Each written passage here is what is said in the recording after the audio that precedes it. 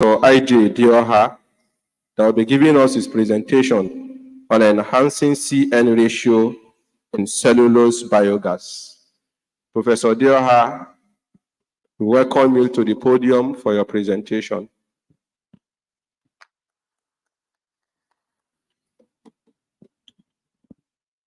Thank you very much. Permit me to stand on the existing protocol which was established yesterday. My presentation is on biogas technology, biogas production from cellulose material. The thrust of this paper is on the optimum production of biogas from waste material. Waste is a substance that is considered to be cheaper to throw away than to make further use of. In other words, it is useless to you. That is what is called waste. So we have a lot of waste that are generated in our environment. The paper is on how to convert this waste to useful resource, to create a resource that is useful, taking waste to energy and creating a clean environment. That is what we are talking about. So we are looking on sawdust. If you go to carpenter's workshop, you see a lot of sawdust they generate as waste that constitute nuisance to the environment. So if you use it to produce biogas, it will generate very minimal amount of gas. Because of what? The carbon to nitrogen ratio is very, very minimal. The carbon to nitrogen ratio is one of the determinants of the volume of biogas you will produce. And what is this biogas? Biogas is fuel, which is obtained from anaerobic digestion of this waste. When we talk of anaerobic digestion, what is it? Digestion or breaking down of this cellulosic material, which the sawdust is composed of, to biogas, which contains methane, carbon dioxide, hydrogen sulfide, hydrogen ammonia, and many other gases. And what is left after these gases, which is called matured waste. This is what constitutes the biogas. If you look at slide 7, you will see the biochemical process in the biogas production. You have the cellulose, which the dust is composed of. This is broken down by enzyme, which we call cellulase, to give you glucose. This is further acted upon by lactase and broken down to lactic acid. The lactic acid will be acted upon by another enzyme, the methane bacteria, to produce the methane. So you can see the scheme here. We have different types of bacteria that are responsible at the methane stage to give this. You have a methanobacillus, methanococcus, different type of bacteria. For this bacteria to work and carry out this degradation, you have factors that regulate them. One of the factors is the hydrogen ion concentration.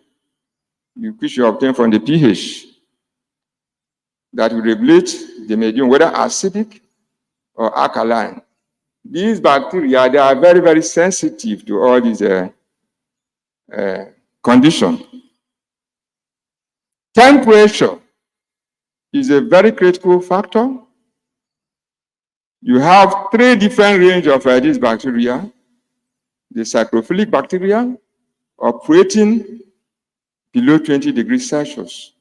You have the mesophilic operating between 25 to 40 degrees Celsius. And then the thermophilic above 40. They are sensitive. But the one we use mainly because our ambient temperature is in the regime of 25 to 40, at times 44, like Sokoto area. We have also the feedstock composition. What the constants of the feedstock? Like we are going to see the carbon to nitrogen ratio in the following slides. If you look at the CN, you will know that this one is a good feedstock or not. Carbon to nitrogen ratio. Carbon to nitrogen ratio, please go to slide 12. You will see some feedstock and you see their carbon to nitrogen ratio. As a matter of fact, the work is going on this. Previous work has been done to determine the ratio of the carbon and nitrogen. If the carbon and nitrogen, they fall within 25 to 1, that means it's a good feedstock. It is a critical parameter for you to produce biogas. If it deviates much, it is either that you have low production or no production. Like in the case of this sawdust, which is a nuisance. The carbon to nitrogen ratio is 200 to 1, so you can't expect to get biogas from it. This work is based on how do we make use of this sawdust and generate this gas. So we are looking at impregnating this cellulose material from the sawdust with compound that contains nitrogen. And we are looking at the cow dung that contains nitrogen. The carbon to nitrogen ratio of cow dung is 25 to 1. So if we pregnant it with this cow dung, we will bring down the ratio to use it as a feedstock. If you come to my office, you see some of the experiments going on there. I have done a lot of work in this area before, using human urine. In fact, I'm looking at also, this time, man and woman urine, whether they will have.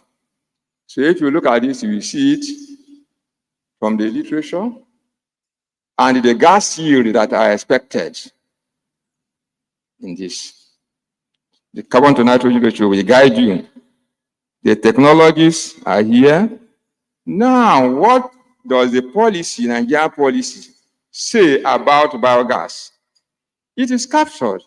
Biogas is one of the renewable energy that the federal government of Nigeria has articulated with a policy to include in the energy mix of the country. And the strategies are here. And why is it included? They are looking at the environment. They are looking at the energy content. We are energy deficit. So you bring in this, and this is appropriate technology, is handy. You are looking at killing of the pathogens. By the time you subject this to anaerobic digestion, all the whole pathogens will die. And you have a clean environment. The matured waste is also used in production of feeds for animals, fertilizer. They find wide use. That is what it stands for.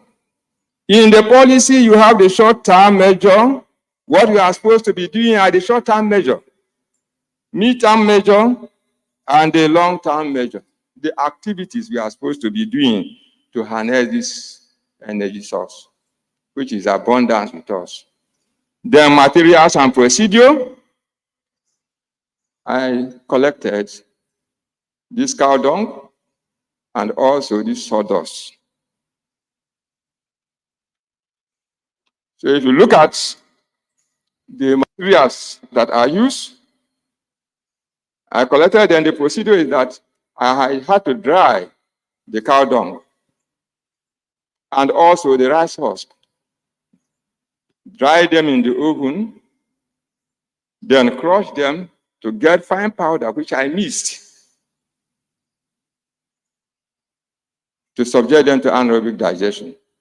At the end of the procedure,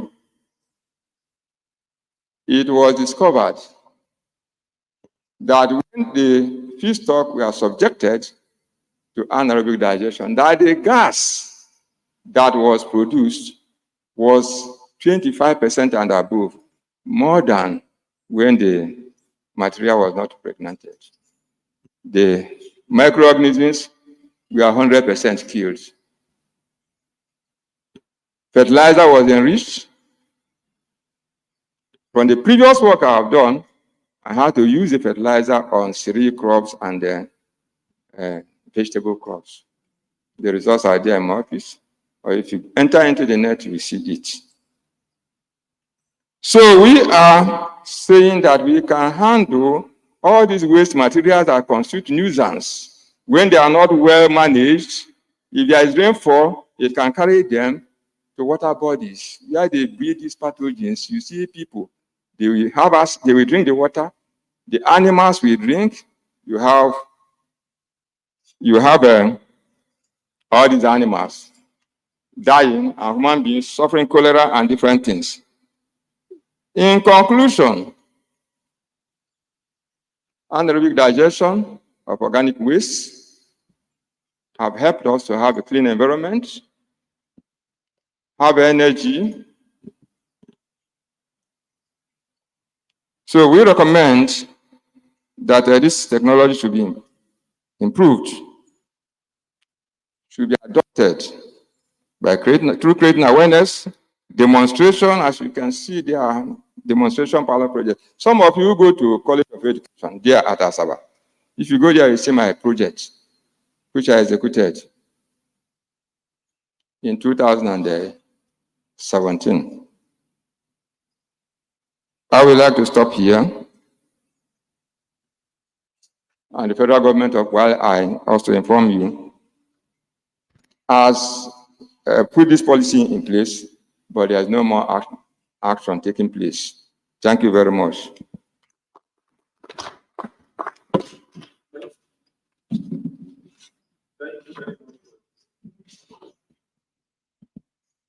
Can I take the next one?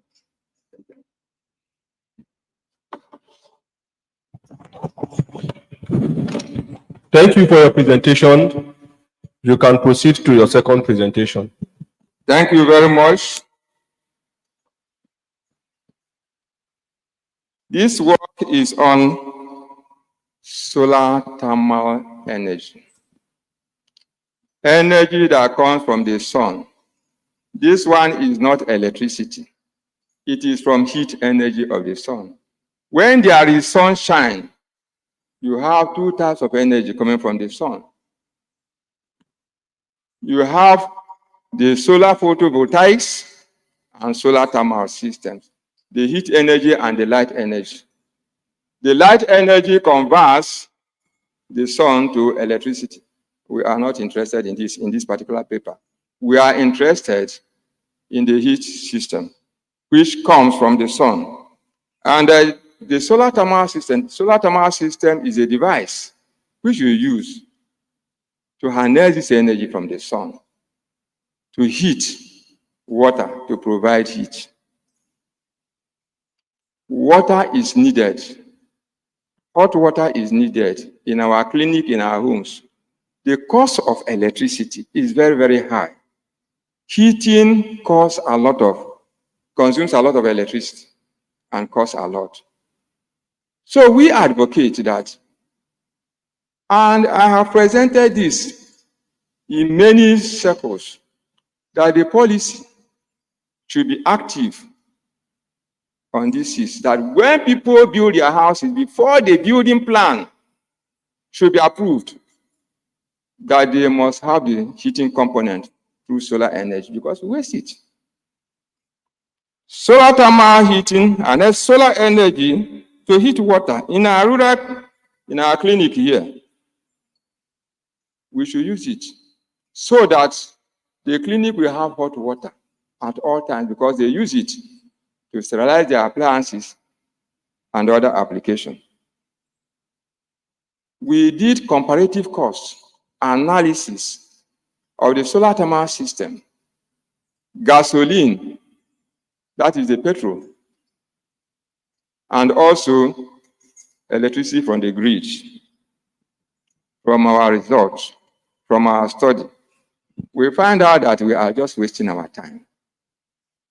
If you look at the cost comparison, which I'm going to read out here, we are not thinking. We spend from the comparative cost analysis what we spend and projected for 20 years life cycle for the heat energy from the solar and the national grid, that when you compare them, you find out that for the solar thermal system, you will be spending 1,500,000 to heat 300 liters of water for 20 years. Because once you install this device, the maintenance cost is almost zero. You just be having your water, the hot water. You don't buy fuel. There is no noise. And for the diesel, with the present cost of the diesel now, you spend for the 20 years 104,800,000 compared to 1.6. If we know what we are doing, we have no business using a generator. Then for the natural grid, looking at the cost of electricity now, kilowatt hour, we pay 225. You can Google it. The cost for 20 years, we'll be spending 18,197,000. In this is the model we use for our calculation. We put into consideration these variables: initial investment costs, operating costs, maintenance costs, then the lifespan of 20 years. This is what we deployed. The initial cost for the solar thermal system is just the cost of procurement of that device. And you install it on your roof. You keep it there. And you get in your hot water. There is no maintenance cost. No wear and tear. No wear and tear of the body of the solar panel. But in the case of gasoline, you will need to have at least change the gen at least 3 times. 3 times, because one generator cannot have that lifespan of 20 years for it to be efficient. So we have factored it in the cost. If you put it, assuming that you are buying it at the cost of 200,000, you need 3. Which, if you look at the results, you see the calculations there. Then the fuel cost at the present cost for this number of years is 5.1 million. The maintenance, you have to repair the gen every time, now and then you repair the gen. The maintenance cost, very, very high. We have put a cost to it. The diesel. At times you even go, you don't have access to the diesel. So if you put all these together, you find out that we have no business to key into the generator and check the environment amount of carbon you throw into the atmosphere, degrading the atmosphere. If you use the solar thermal system, there is what we call the carbon credit, which is a big market now. You save the cost. If we deploy this massively, we can be qualified to have access to this.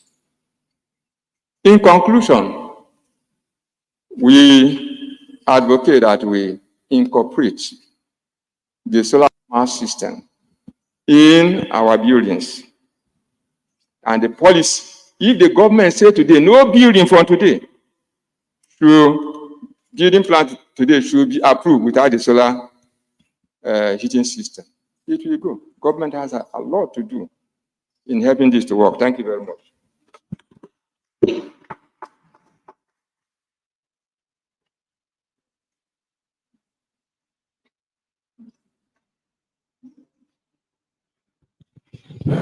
Thank you very much, Prof, for your presentation. We now call on next presenter, Mr. Ephraim Bernard, for his presentation on Beyond Forgeries, Advancing UTME Security Measures for Transparency and Reliability in Nigeria. Mr. Bernard, come forward for your presentation. Thank you.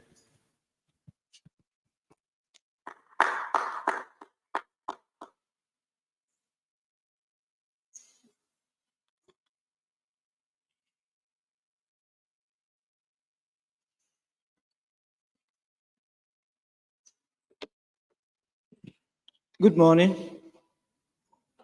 So I'm standing on existing protocols.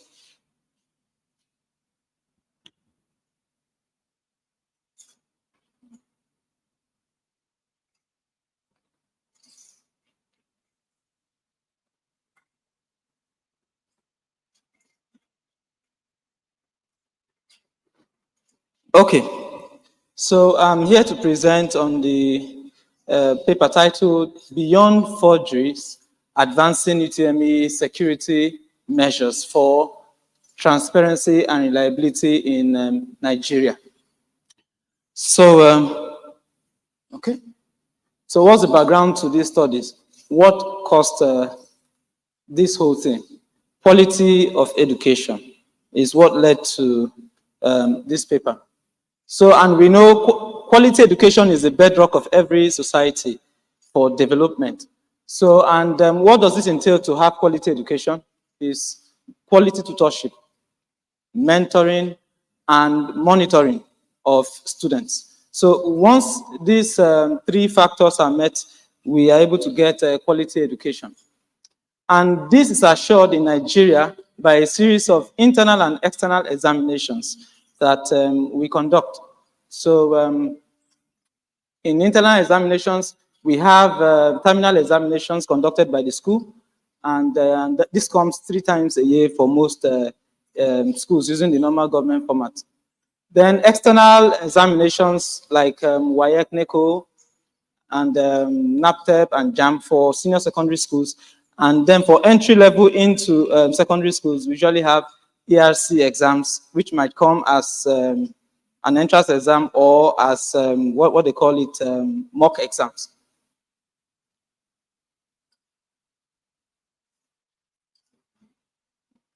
Next slide, please. Okay. So what's the motivation for this? Last year, we heard of one incident that was so much on social media, on Twitter, everywhere. Mesoma Joy Ejikeme, who, claimed to be the highest JAM scorer, and then JAM came to refute it, to say, no, she is not. So, but before that time, a lot of people, sentiment has grown. Some people were, taking it beyond bounds, that maybe they are trying to be tribalistic or something like that. So, but some companies have actually gone ahead to give that lady scholarships and stuff before verifying. I know, and other people started crying foul, and JAM itself declared the lady not to be. So this motivated this research to actually check, is the lady saying the truth? Is JAM saying the whole truth? So this particular investigation is to look at this. Can you take it back? So we want to also look at, is she actually the highest, that's her claim, and then what JAM is saying about their security features. Are they really saying the whole truth? So this research tries to look at both sides, from a third-party perspective. Next. Okay. So the aim of this is to investigate the effectiveness of the security features that JAM has on their UTME result printouts, and to develop a mechanism to compensate for any deficiencies that this research actually spots out. Next. Okay, so to guide this research, we have some questions that we had in mind while trying to probe into this. Are the current security features sufficient to curb subsequent result forgeries? Because it happens that it is not only Joy that has been involved in this. Before Joy, other people have. In fact, they even sued JAM for about 2 billion naira damage. But it turned out that also is forgery. So, but, Joy is just one of that made wave, but there are many that have come up to file cases against JAM. So the second question is, how functional is the QR code, for verifying UTME results? If you listen to their interviews they granted on Channels TV, you find out that Mr. Benjamin, the spokesman of JAM, was specifically talking about the QR code, the QR code, the QR code. So how functional is that QR code? What improvements to the current security features can be made to ensure the authentication of printouts by third parties like universities, like people who care to give out gifts to the best performing students? Next. Okay, so we reviewed a couple of articles from Google Scholar, from JAM website, from JAM tweets and their replies, and also from news agencies, and to get the current arguments about that particular situation.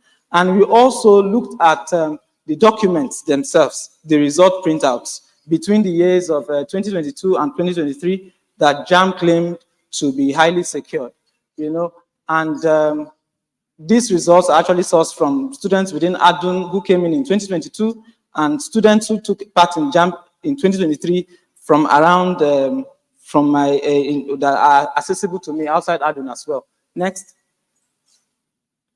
Okay, now we found out that from the result that is valid from 2022 to 2023, all of them look alike. They all have these 7 security features that we can identify. The candidate's photo, there are horizontal lines, about 3 horizontal lines that divide the JAM results, and then that gives us 4 document sections. Because of that, number 2. Then there's a watermark carrying JAM logo and stuff like that. Then there's a QR code, which carries some information about the result. Then there's the paper orientation is A4 portrait. And because that is a key factor that JAM was actually talking about. Then there's a printing instruction somewhere around. So all those form the security features that we can identify on the existing system. Next. Okay, what are the challenges that we spotted out from the lens of the research questions? So are the current security features sufficient to curb subsequent result forgeries? The answer is no. We found 2 weaknesses. Results are printed by candidates and not issued directly and physically by JAM. So since you can't really verify those kind of results because they are printed by the person who brings them, not the authority. Then they lack holograms, paper watermarks, or fluorescent security fibers. Results and even call-up letters for service carries authentic minted security features. This one lacks it. So in this case, it doesn't meet this particular requirement. It fails here. Next. Okay, how functional is the QR code? The QR code itself carries some information, but this information happens to be encrypted. So you can't even make any sense out of it. It's supposed to carry the candidate's name and aggregate score, but you can't even read it. Can you go to the next slide so that they can see a sample? So this is how it's supposed to be, to carry the candidate's name, then the aggregate score. But when you scan the QR code, what do you get? Go to the next slide. These are real samples from 2022 to 2023 of the results we got. So if you can scan this afterwards to see what you see, but go to the next slide. This is what you get, something like this. So it's not human readable. And if you check the interview JAMB gave on Channels TV, the presenters there found something like that, and they were asking, but they waved the question away. So let's go ahead. So what improvements to these current features can be made to ensure the authentication of printout? The suggestions we make, and we have the whole thing in the paper, making JAMB the only source of physical UTME results if they must print out. Good. Then, because that will give them the ability, the opportunity to put all those features we talked about earlier. Then, having real-time third-party authentication and verification of results via web links, USSD, or SMS. Using the telecoms infrastructure, we can be able to make verifications without stress, relying on the person telling us. Then, real-time third-party accessibility of the top scorers. Nothing stops us from just getting that by just checking our phones with our phones, to get that. So these three things, number one has been spotted out earlier, then the further part of the research tried to look at this, the last two, to see how we can actually implement these solutions. Can you go to the next slide? Next slide. Okay, so, no. So now, web links to verify results. We can have a link that goes that way, whereby we have a link that carries the registration number of the student and the year we are interested about. When we follow that link, we should be able to get the result. We should be able to get the result and see for ourselves what that person is claiming to have. So then we can also have the option of using USSD code that is structured in that particular way, whereby there will be a short code that carries some information plus the registration number of the student and the year, or SMS that also carries similar information and the registration number and sent to the particular short code, so that a third party can verify, not from what the candidate is saying, but from what JAMB is saying directly from their site. So go to the next. So the formatted information that will be returned back to the candidates, to the person who requested this information, will be in this form, carrying the student's reg number, the year, the name, the phone number, and aggregate score, and the individual score according to the courses that the person has taken. So this information here is much more robust than what JAMB shows already from their verifications. Next. So we can have a message that is coded in the QR code, combining these three forms of solutions so that the candidate, the person trying to verify, can use whichever means is comfortable with.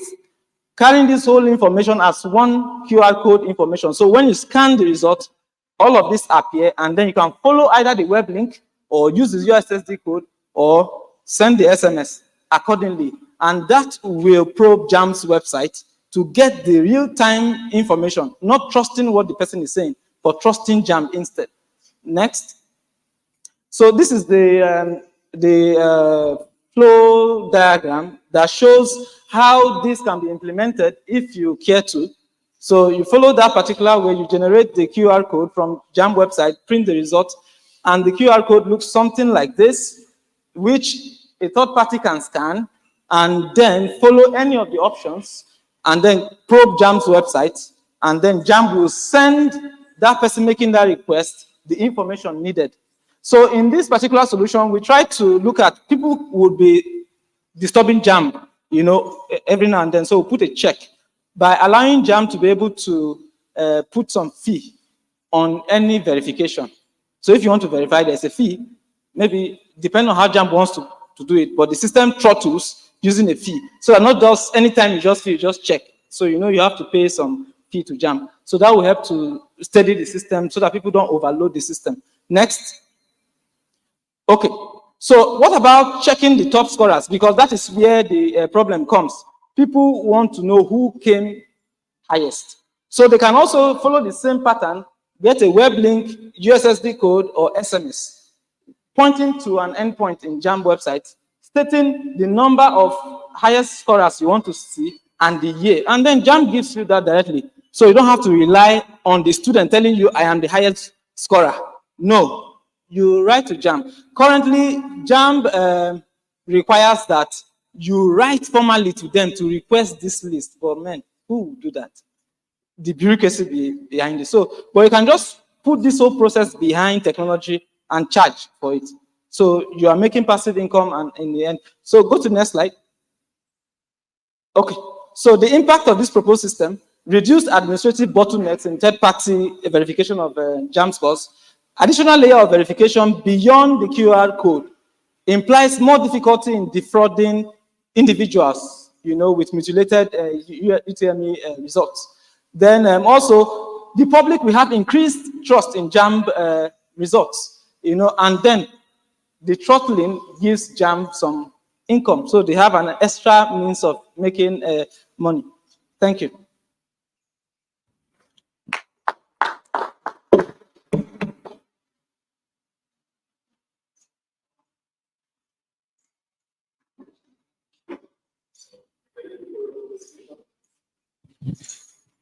We call on our next presenter, that is Ms. Comfort Okoji, to be giving us a presentation on the risks associated with infectious diseases in public swimming pools, a review. Please come forward for your presentation. Thank you. Good morning, everyone. Standing on the existing protocol, I would like to present a paper titled "The Risk Associated with Infectious Diseases in Public Swimming Pools," and it's going to be a review. These are my topical outlines.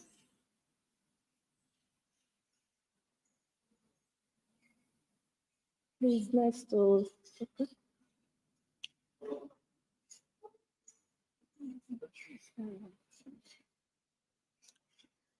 Water is used for different purposes, such as cooking, drinking, bathing, washing, and so much more. But this morning I will be talking on one of the purposes of water, which is for swimming, and my major focus will be on public swimming pool. An ideal water should meet a potable water standard. An ideal water should be transparent, it should be colorless, it should be tasteless and odorless. And these qualities can also be affected by the presence of an infectious agent such as bacteria, fungi, viruses, and protozoans, which can directly or indirectly contaminate public swimming pools and thereby causing infections that are of important public health importance. However, the risk of contracting infection depends on the actual probability of the agent incidence in the population of swimmers that usually visit the pool. And the risk of these infections have been linked to some fecal contamination of the pool water because some of the activities of the bathers or swimmers, such as the accidental release of fecal materials during swimming or washing off of the residual fecal materials that are on their skin into the pool water. And this was found in CDC 2000 and other Center for Disease Control.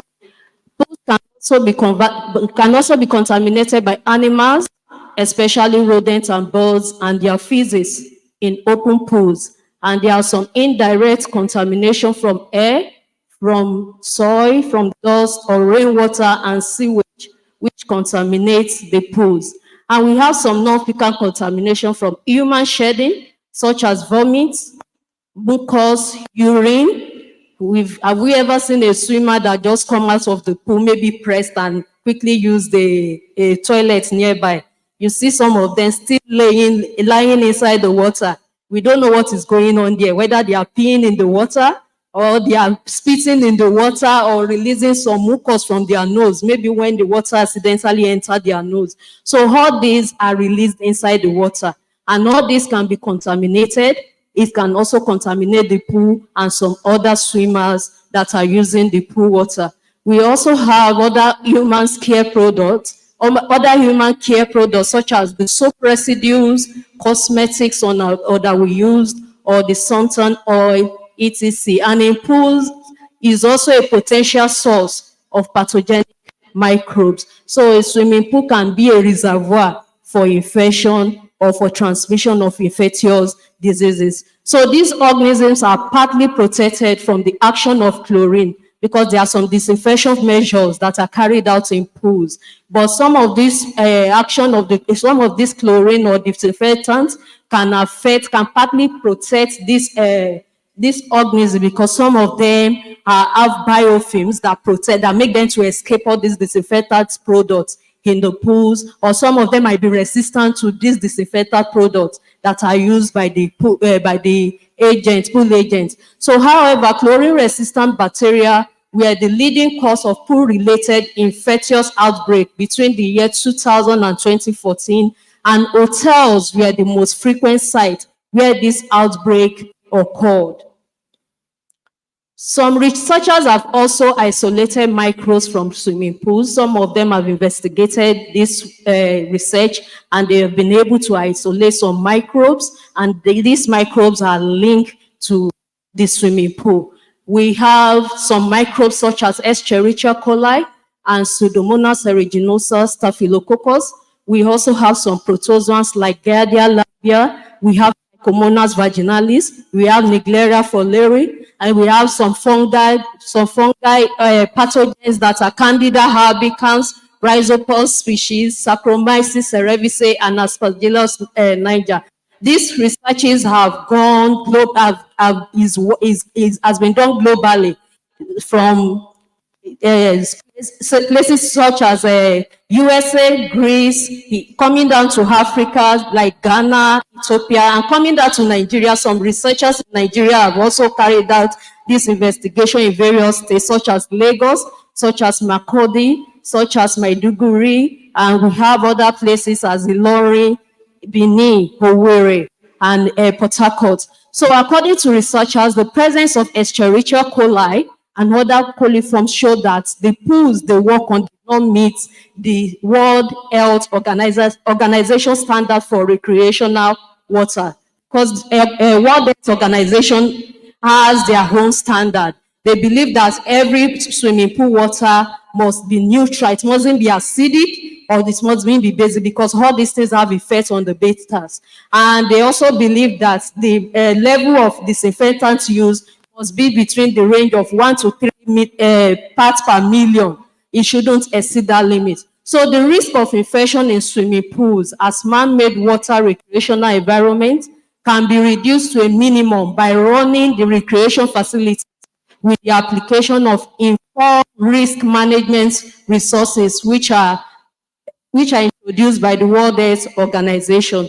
The aims and objectives is this article examines the type of pathogens that are found in the pool and the associated health risk on the swimmers, and the mode of transmission, how it can be transferred or spread from one swimmer to the other, and the measures that can be taken to mitigate this risk. The type of pathogens and the common infections they cause in the body of swimmers.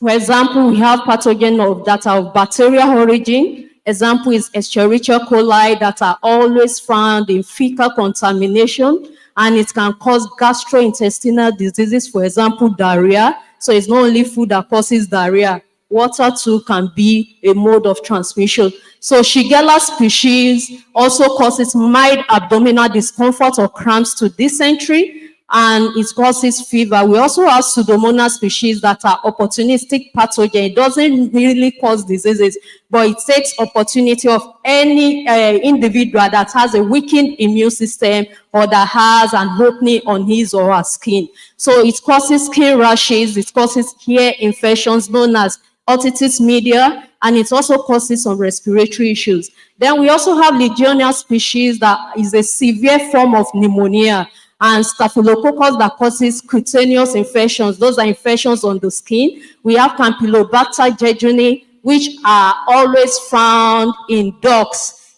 Remember, in my introduction, I said there are some animals that roam around the swimming pool. The example is birds and rodents. So dogs too can be a vector of transmission of diseases. And we also have Clostridium perfringens. Then viruses, pathogens that are viral origin. Example is adenovirus that causes pharyngoconjunctivital fever. This one is a viral infection that causes sore throat, fever, and eye inflammation. And this was examined by Atida in year 2009, where she examined a swimming pool related outbreak of pharyngoconjunctivital fever in children due to adenoviruses. And we also have norovirus and astroviruses that cause severe gastrointestinal and gastroenteritis symptoms, respectively. And we have hepatitis and hepatitis A and E viruses, which were isolated by Taylor et al. In year 2001 from surface waters that are used for recreational purposes. And we also have enteroviruses, which includes poliovirus, Coxsackie viruses, and echovirus, which can cause a range of illnesses from mild respiratory symptoms to severe neurological diseases. And this investigation was carried out by Sinclair et al. In year 2009, where out of the 55 recreational waterborne outbreaks, 12 was caused by enteroviruses, and 7 of them all caused by echovirus, and these are all linked to swimming pools. Then we also have pathogens that are of protozoan origin. We have the Cryptosporidium that causes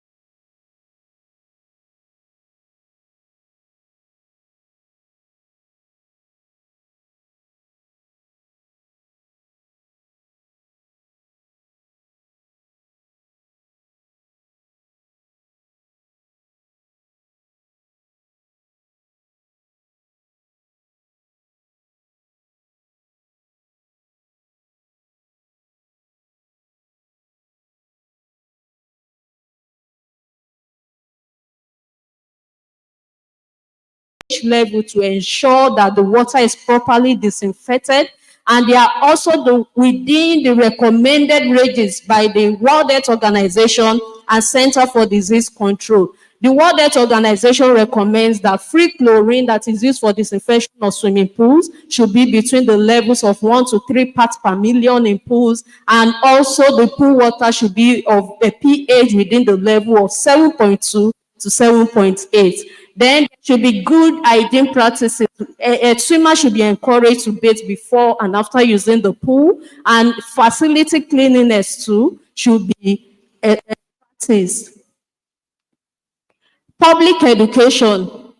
Swimmers should be informed about the risk, importance of hygiene and preventive measures through science and some educational campaigns. And there should be immediate response to contamination once there is any fecal accident in the pool. There should be immediate response to all this contamination by cleaning up the place or temporary lockdown of the pool till it has been sanitized. Then regulatory guidelines, organizations like Center for Disease Control and Prevention and World Health Organization provide guidelines for pool maintenance and to reduce the risk of infection.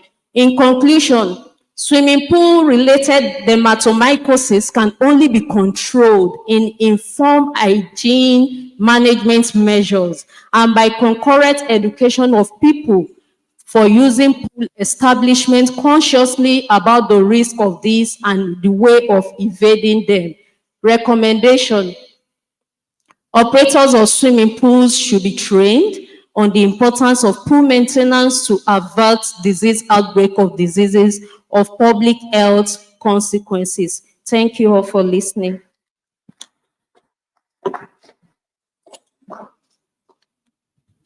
Thank you for your presentation. Our next presenter is Mr. Olaibi Abiola.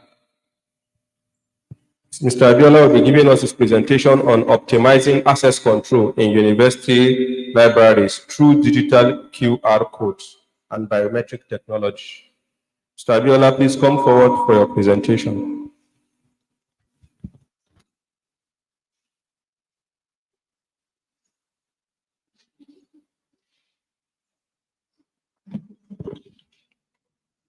Hello, and permit me to stand on the existing protocols.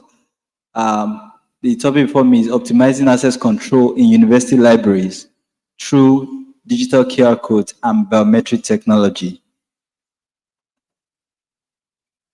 So by way of introduction, the university library, we know, play a crucial role in the academic development of students and faculty members. Provides access to a wide range of information resources, yes, that support teaching, reading, research activities of these institutions. Hence, access control in university library is a critical aspect of ensuring the security of library resources and providing a safe environment for students, faculty, and staff. So the security is also important. Knowing who comes in, who goes out at whatever point in time is very crucial. Then, university libraries, I'm still continuing, are still constantly seeking innovative solutions to optimize access control for their resources and for their facilities. Through emerging technologies, digital QR code and biometric technology have shown promise in revolutionizing access control systems in university libraries. Now, this is not really a new technology, but our case study is Admiralty University of Nigeria, and that technology is not in place. That's why we're doing this, to put emphasis on that technology. And we'll see how this works. Now, traditional access control systems in university libraries often suffer inadequacies that hinder their effectiveness in safeguarding resources, as difficulty in tracking and monitoring user activities poses a threat to the overall security of the library resources. What are the examples of the traditional access control methods? Using attendance, manual attendance. Somebody is there, people come and you sign in and you sign out. But what happens when there's no biro to sign in and sign out? The person might be tempted to, okay, just go when you come out. And that record of that person being there that day is gone. So the need for more means to ensure that things are done the proper way. I've seen institutions where there are access controls in almost every building. Before you enter anywhere, you have to, use them, and it has registered automatically that you are in that place at that particular point in time, even at that exact place you were. Okay. Now, implementation of digital QR codes and biometric technology.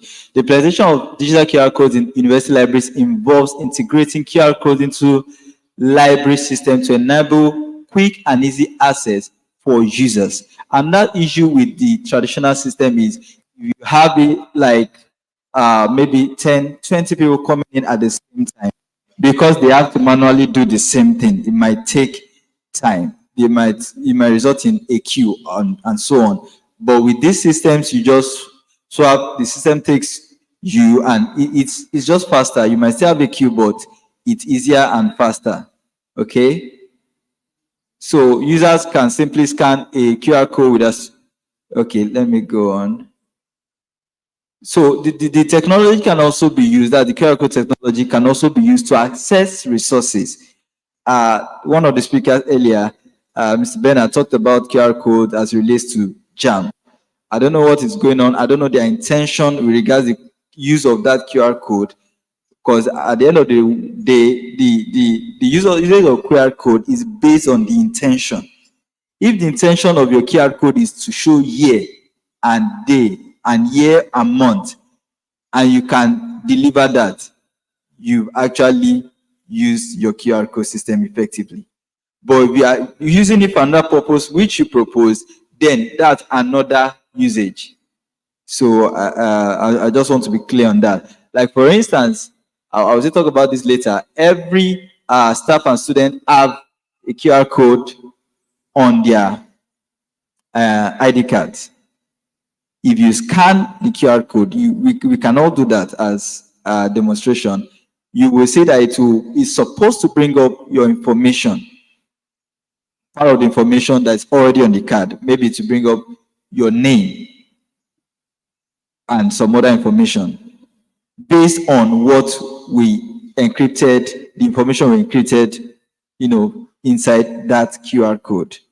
There are places that use QR code, for instance, to advertise their businesses and all that. Like, for instance, we have admission drive, and during admission drive, we go with a face cap, right?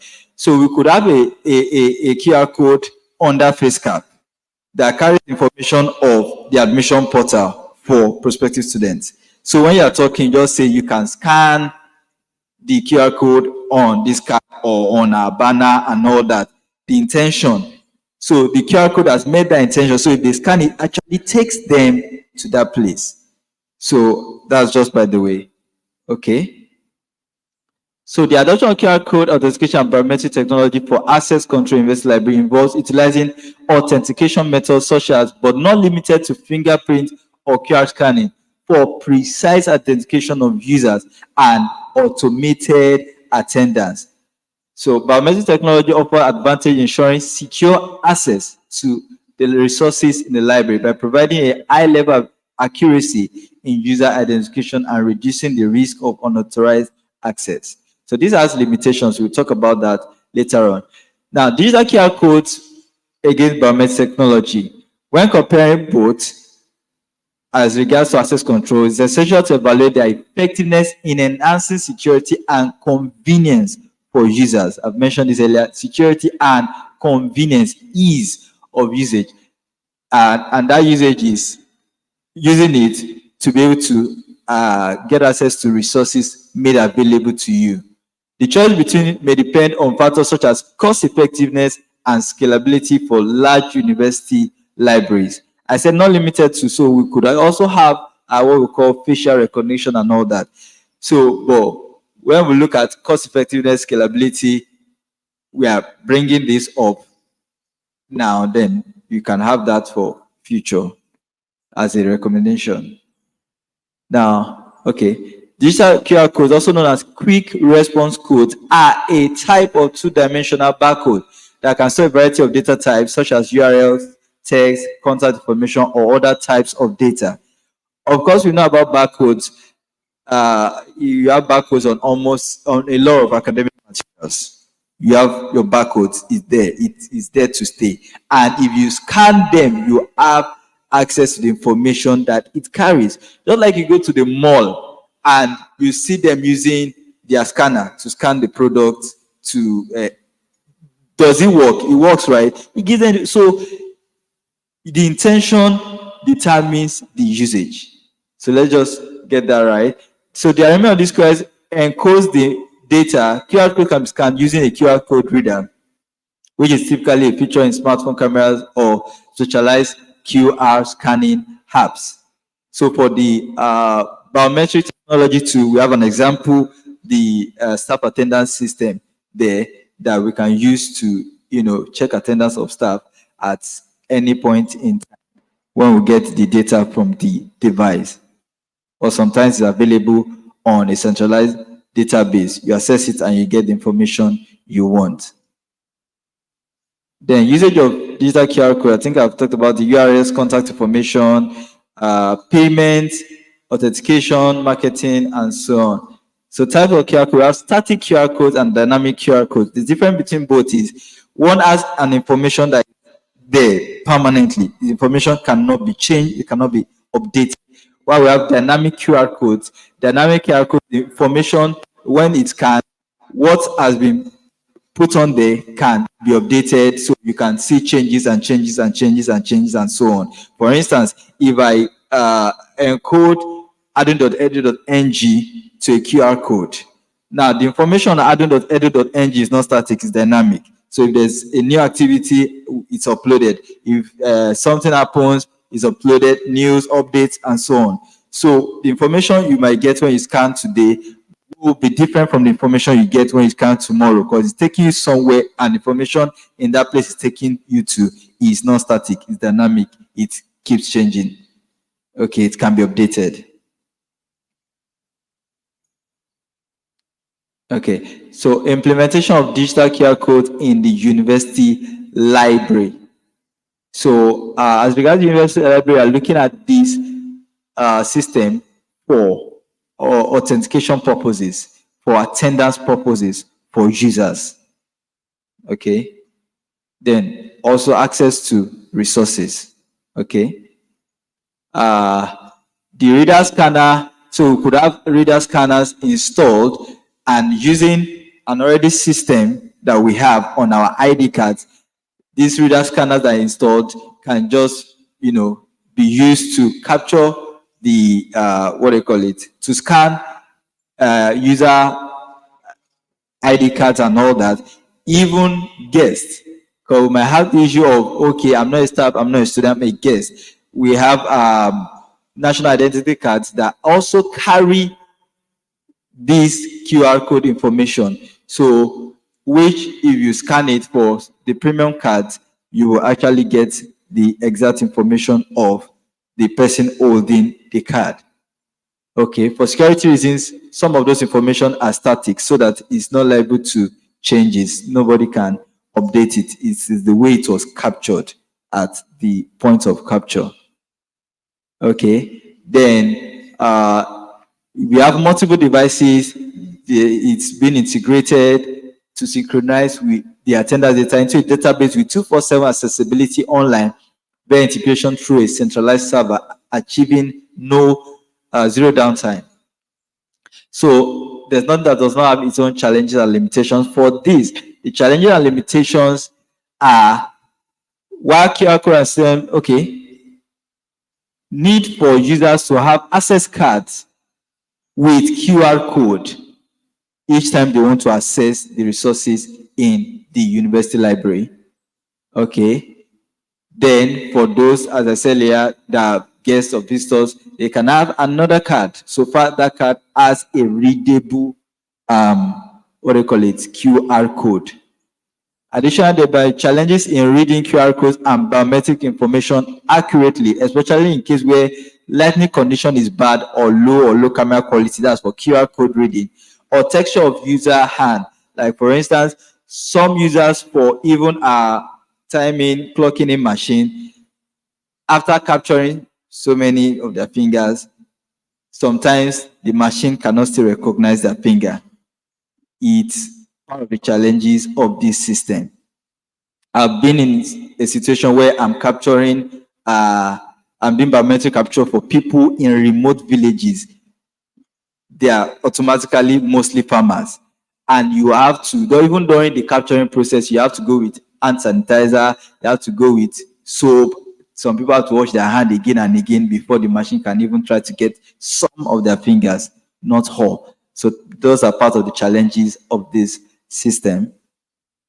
Okay, in conclusion, the optimization of access control in university libraries through digital QR code and biometric technology presents exciting opportunities for enhancing security and user experience. I've also been in a situation where to even access your office, you have to use your card to, open the door. That's another level of access control, but we're not even getting there yet.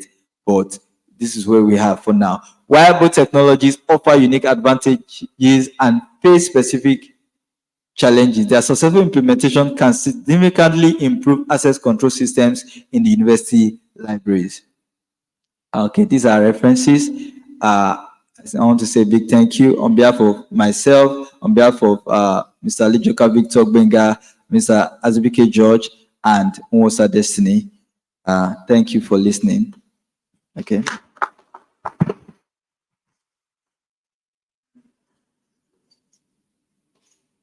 Thank you for your presentation. Our next presenter is Ms. Falaye Ezigbe Patience. Ms. Falaye will be giving us a presentation on disruptive impact of Yahoo and quest for quick money on student educational performance in Nigerian university. Ms. Falaye, please step forward for your presentation. Thank you. Good morning, everyone. Standing on the existing protocol,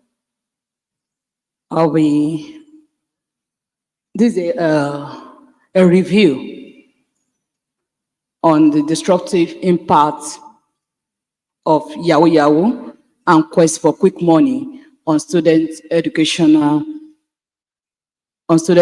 performance in Nigerian universities. We all know what we are really facing, even in our environment, in our community here, that many things are really going on that is diverting the attention of the students from their studies. This was not like that in the 90s, in the early 2000s, but things have really, really changed because of what? Because of quest to make money. In Nigeria, the phenomenon known as Yahoo or online fraud has grown to be a serious social problem, especially when it comes to higher education.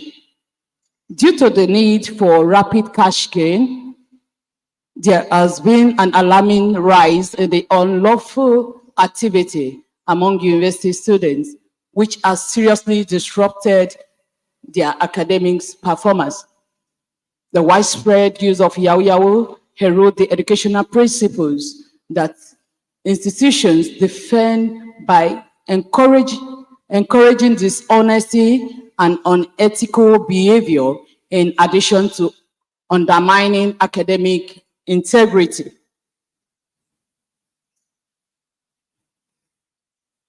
Students that engage in Yahoo typically discover that their educational activities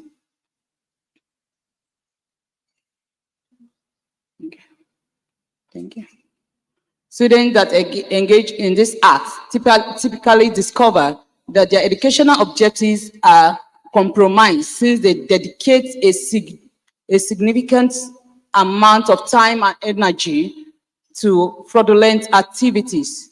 This leads to poor academic outcome and a higher dropout rate.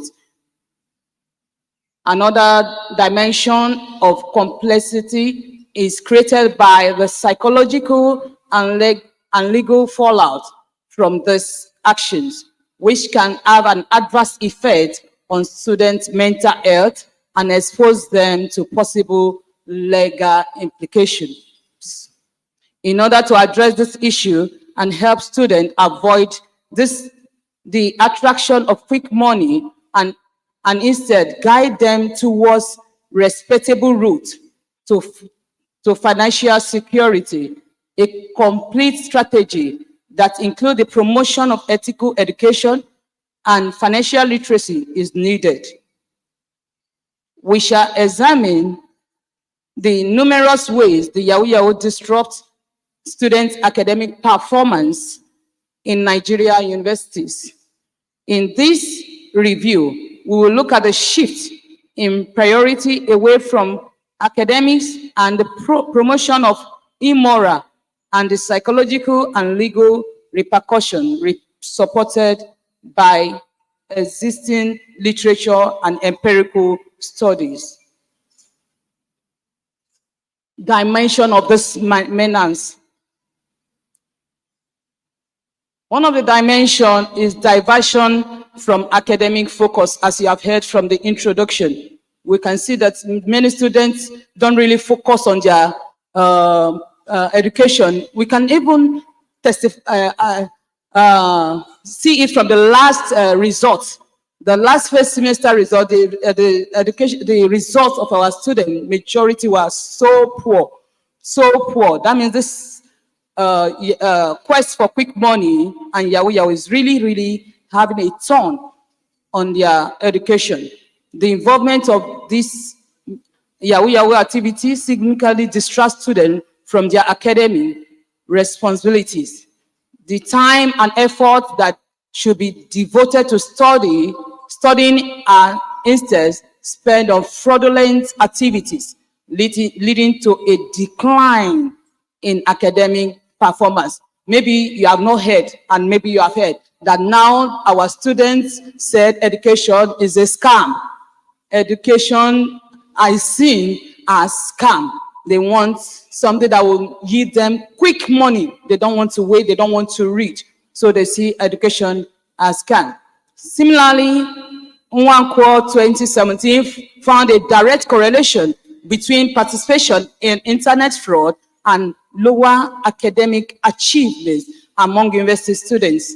Research by Adewale 2019 also highlights that the obsession with quick money causes students to neglect their studies, leading to an overall drop in academic standards. This diversion is further corroborated by study from Okoro 2020 and Musa 2021, who noted that the distraction from academic pursuit is one of the primary reasons for declining academic performance among the students.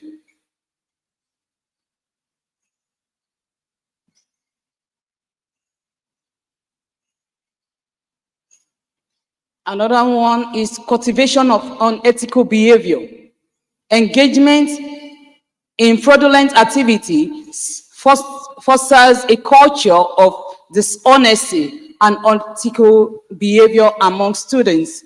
This shift in value undermines the fundamental principles of education, which are built on integrity and honesty. According to Ajayi 2016, students involved in Yahoo develop a mindset that devalue hard work and academic honesty. AZ 2018 notes that this behavior is contagious, spreading among peers and creating environments where unethical behavior is normalized. The study by Akinola 2019 also emphasizes that this shift in values not only affect the students involved, but also influence their peers, leading to a broader degradation of academic integrity. Further research by Ojo 2020 and Bangoshe 2021 and Ikenan 2022 supports the view that the normalization of unethical behavior has far-reaching implications for the academic environment.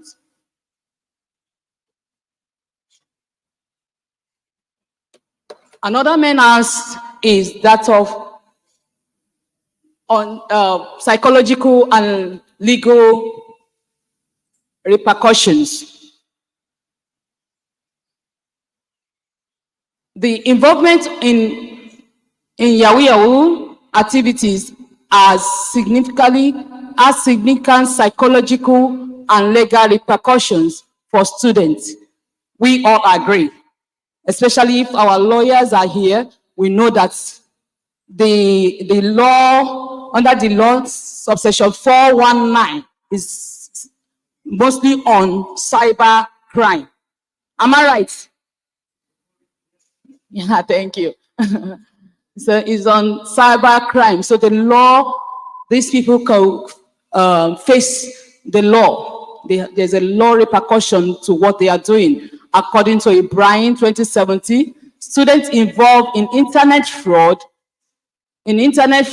experience higher level of stress and anxiety compared to their peers. This is supported by findings from Adeyemi 2018, who notes that the fear of legal consequences can be overwhelming, affecting students' mental well-being and academic performance. Studies by Nwachukwu 2019 and Yusuf 2020 also highlight the legal risk associated with Yahoo Yahoo, including arrest and prosecution, which can derail a student's educational journey. Additionally, research by Olawale 2021 and Adekunle 2022 indicates that the psychological burden of this activity can lead to withdrawal from academic and social activities, further impacting educational outcome. Recommendation from this study: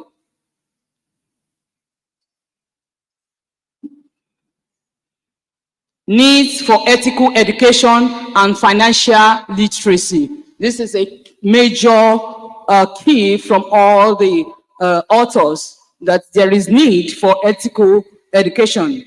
And what do we mean by education? That is introducing moral education to our system, and not just introducing, also in making sure it works. Because there's difference between just teaching students do this, and from the study, they can as well, when those things are taught, you should also make sure they abide by it. We should not just teach, because that's the problem we are seeing this day. We teach, but we don't they don't act on what they are taught on.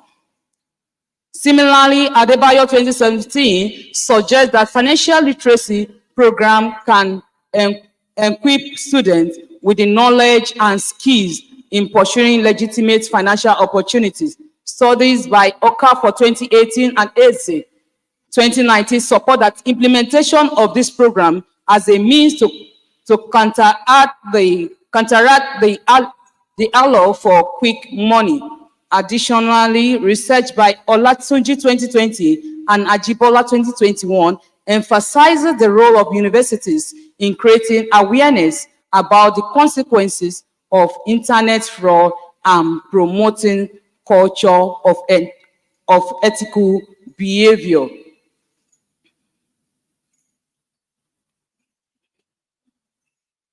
Analysis of research methodologies employed in the original articles. The original articles employ a combination of qualitative and quantitative research methodology to examine the disruptive impact of Yahoo Yahoo and the quest for quick money on students' educational performance in Nigerian universities. These are the analysis of the methodologies.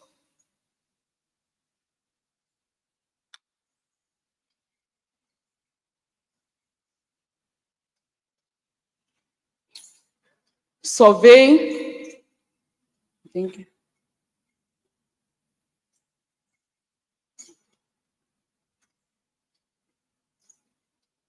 No.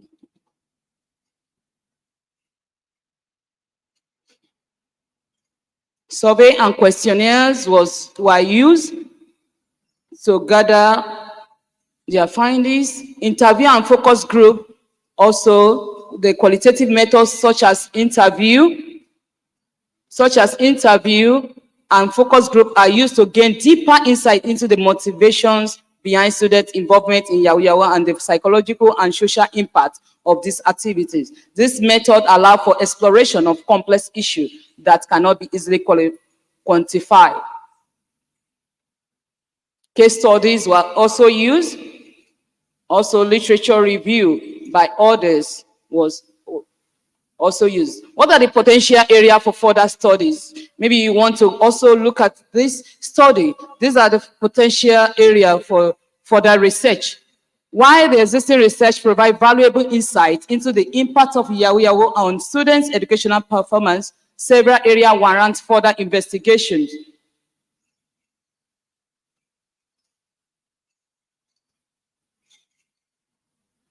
Intervention efficacy. Research should focus on evaluating the effectiveness of different intervention strategies, such as ethical education program, financial literacy workshop. Comparative study should identify which approaches are most successful in reducing students' involvement in Yahoo Yahoo and improving academic performance. Psychological impact. Further research is needed to explore the psychological impact of Yahoo Yahoo on students in greater depth.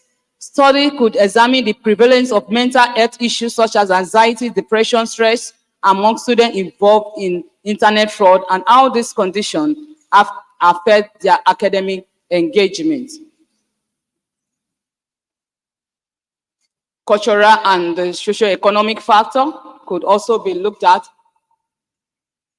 Comparative analysis, study between Nigerian universities and institutions in other countries experiencing similar issues could highlight global patterns and effective strategies employed elsewhere.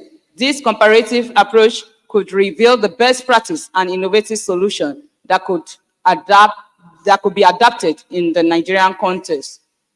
Conclusion. The disruptive impact of Yahoo Yahoo and the quest for quick money on students' educational performance in Nigeria universities are profound.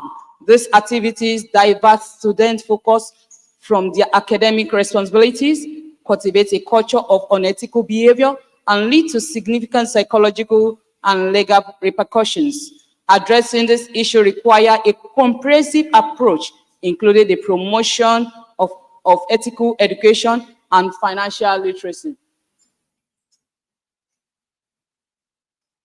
By fostering a culture of integrity and providing students with the role to pursue legitimate financial opportunities, universities can help mitigate the negative impact of Yahoo Yahoo on educational performance. Thank you. Eshe Lago de Sose, merci beaucoup. Thank you. Thank you, Ms. Patient Falaye, for your presentation. Our next presenter is Dr. Rosemary. She'll be giving us a presentation on empowering rural Nigerian with sustainable solar business. Please come forward for your presentation.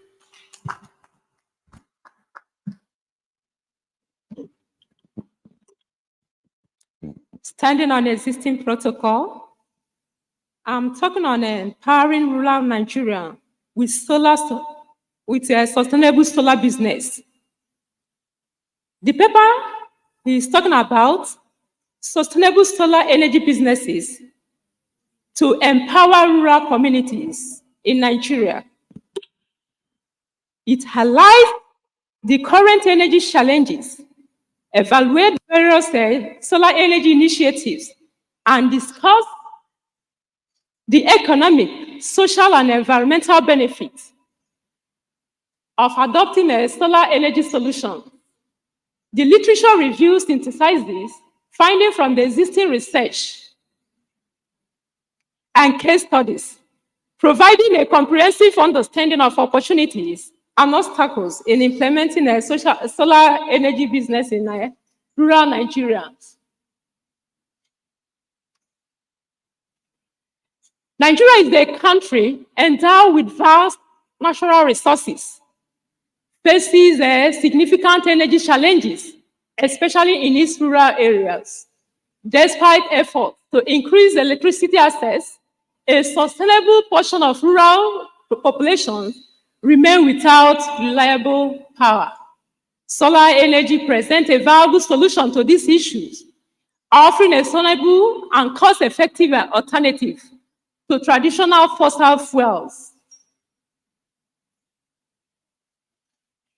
We have a problem statement. The lack of reliable electricity in rural Nigeria impels economic development, educational opportunities, and healthcare services. This paper aims to investigate how sustainable solar energy businesses can address these challenges and empower rural communities.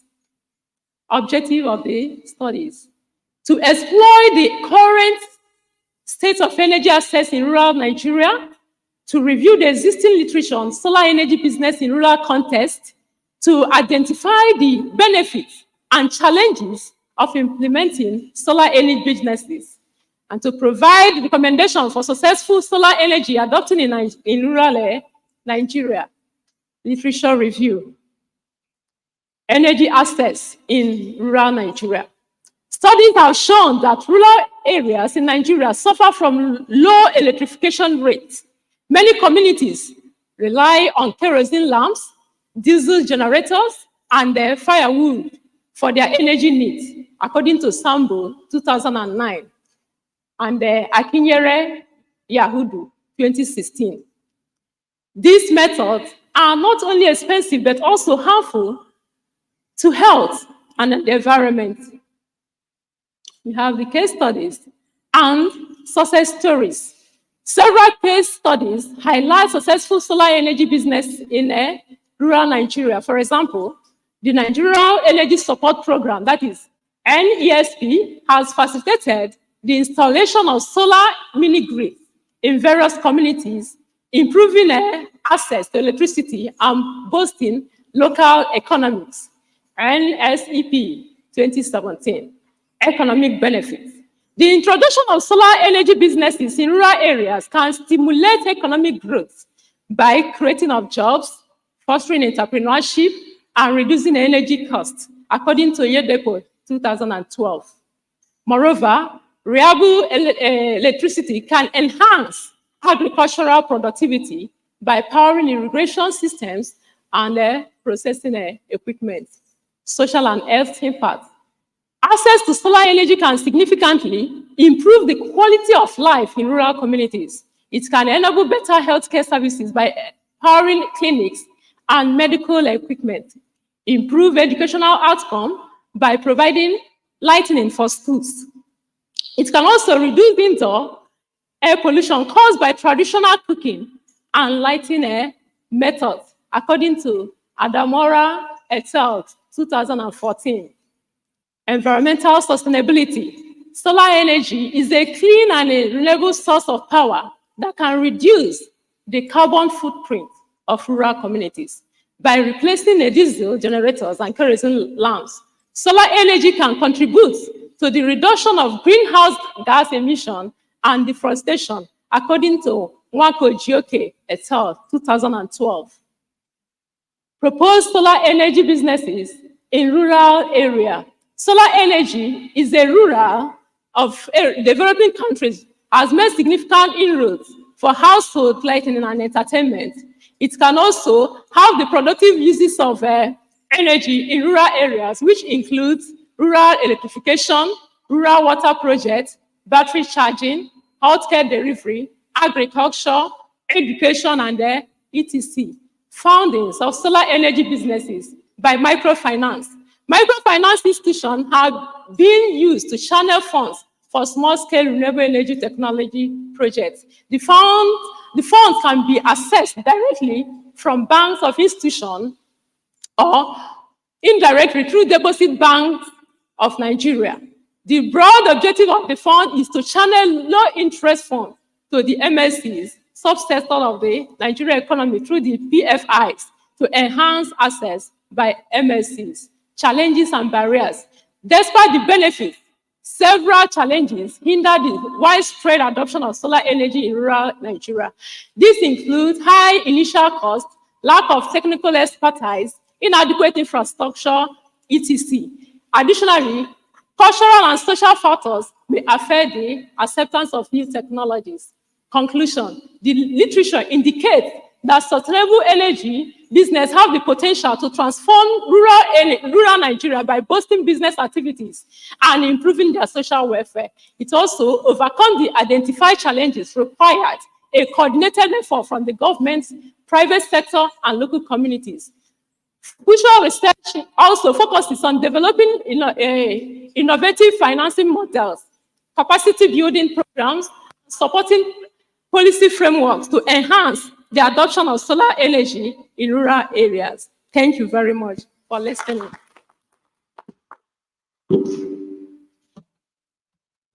Thank you for your presentation. Now we call on our next presenter, who happens to be the last presenter, Ms. Okoli Helen Chidera. Ms. Helen will be giving us her presentation on the impact of inflation on Nigeria's economy. Ms. Helen is a student of Admiralty University of Nigeria. We welcome you to the podium for your presentation. Thank you. Good morning, everyone. Permit me to stand on the existing protocol. I'm going to be presenting on the slide topic, the impact of inflation on Nigeria's economy.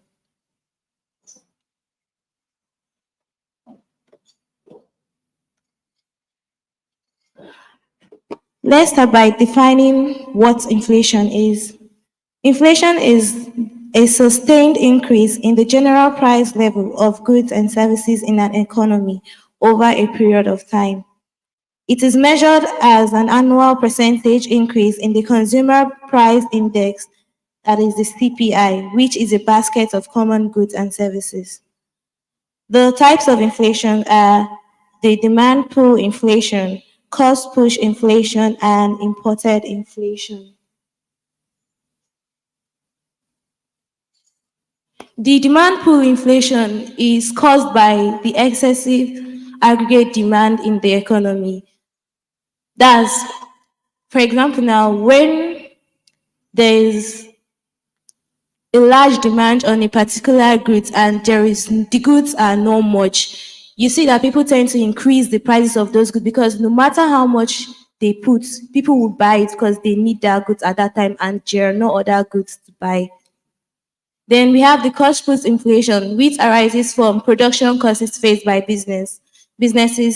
Factors include that the higher wages, raw material costs, and supply disruption. Reduces firm profits, margins, and leads to price increase. Then the imported inflation results from higher import prices due to currency depreciation. It affects countries that rely heavily on imports, like Nigeria. Can impact on, now, okay, no, go back please. It can impact on the consumer prices, that's the prices we get goods from the market, and also overall inflation rates. Next slide. Then the theories of inflation. We have the quantity theory of money. This theory was proposed by economists like Milton Friedman, and this theory posits that inflation is primarily driven by changes in money supply. When the central bank increases the money supply through printing of money or lowering interest rates, it leads to higher prices. The implication, if the money supply grows faster than the economy's real output, inflation will occur. Then we have also the cost push theory, and this theory focuses on supply side factors. Inflation occurs due to rising production costs, just like we stated in the types of inflation. Then we have the structural theory of inflation. This structural theory of inflation is common in developing countries. That inflation is linked to structural weaknesses in production capacity and supply. Next slide. Then the significance of inflation in economics. Inflation has many significant effects on the economy, including it reduces purchasing power. Inflation erodes the value of money, reducing the amount of goods and services that can be bought with a fixed amount of money. It's also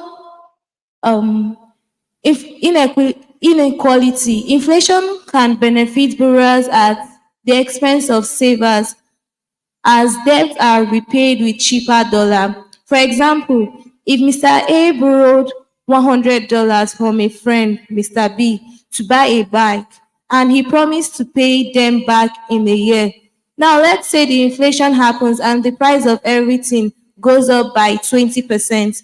In the year when Mr. A pays back the $100, the money is worthless because of inflation. Mr. B can only back 80% of what they could buy with that $100 a year ago. Next slide, please. We also have uncertainty of businesses. Inflation can make it difficult for businesses to predict future costs and revenues, leading to uncertainty and potential losses. Economic growth too. Higher inflation can lead to decreased economic growth as higher prices reduces consumption and investments. For example, a country with 20% inflation may see reduced economic growth. Next slide, please. Next slide, also. Next slide. Next slide, please. Taking a look at this graph, it shows the inflation, how the inflation rate has gone up from the 1980s to the current year, 2024. If you can see between the time 1982 to 2024, inflation rate has gone very high. Next slide. The causes of inflation. Civil unrest. Nigeria has faced civil unrest due to political instability and conflict. This disruption affects economic activities and can lead to higher prices. For instance, during period of unrest, supply chains may be disrupted, causing shortage and price increase. The government's economic policies too. Policies implemented by government can impact on inflation. For example, especially fiscal policy, that's increase in government spending, can lead to higher demand, which may drive up prices. Similarly, monetary policy, such as printing of more money, can contribute to inflation. Devaluation of the naira currency. When the value of naira currency decreases relative to other currencies, importation prices will rise. This can lead to higher cost of imported goods, which are then passed on to consumers. We also have increased wages.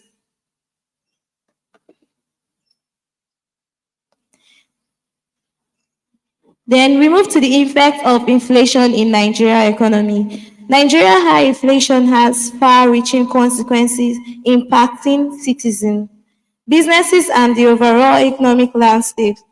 Addressing the inflation requires a multi-faceted approach, including monetary policies adjustments, fiscal reform, and targeted intervention to mitigate its effects. Inflation. High inflation rates. Nigeria has been grappling with soaring inflation rates. The cost of food has risen even more, with food inflation rates reaching to 35% as at 2024. This surge of prices has significantly impacted the purchasing power of Nigeria. Then,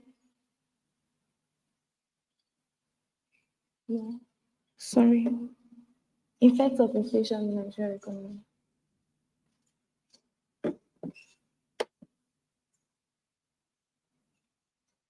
Agriculture, please.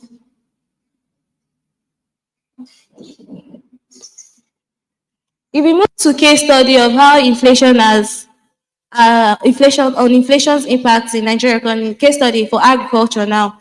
The cost of inputs. Inflation affects the cost of agricultural inputs such as the seed, fertilizer, and machineries. As prices rise, farmers face higher production costs, reducing their profit margins.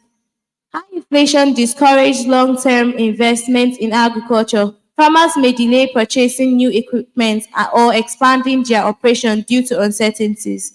Inflation results to resource allocation. Companies prioritize short-term gains over long-term projects, affecting agricultural research, infrastructure, and productivity. Inflation impacts farmers differently based on their access to resources. Small-scale farmers with limited bargaining power suffer more rising costs. Also, inflation has an impact on employment. Inflation impacts on wages, affecting hiring and layoff. For example, a business where their production cost increases and you're not getting profit, they may be forced to lay off some workers, thereby rendering some people unemployed. Then we have the service growth sector. Inflation alters spending pattern, impacting non-essential services. Rising costs affect service providers' profitability. Then we move to the food prices.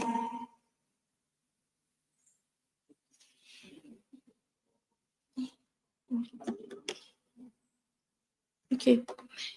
Food prices, please. The impact of inflation on food prices.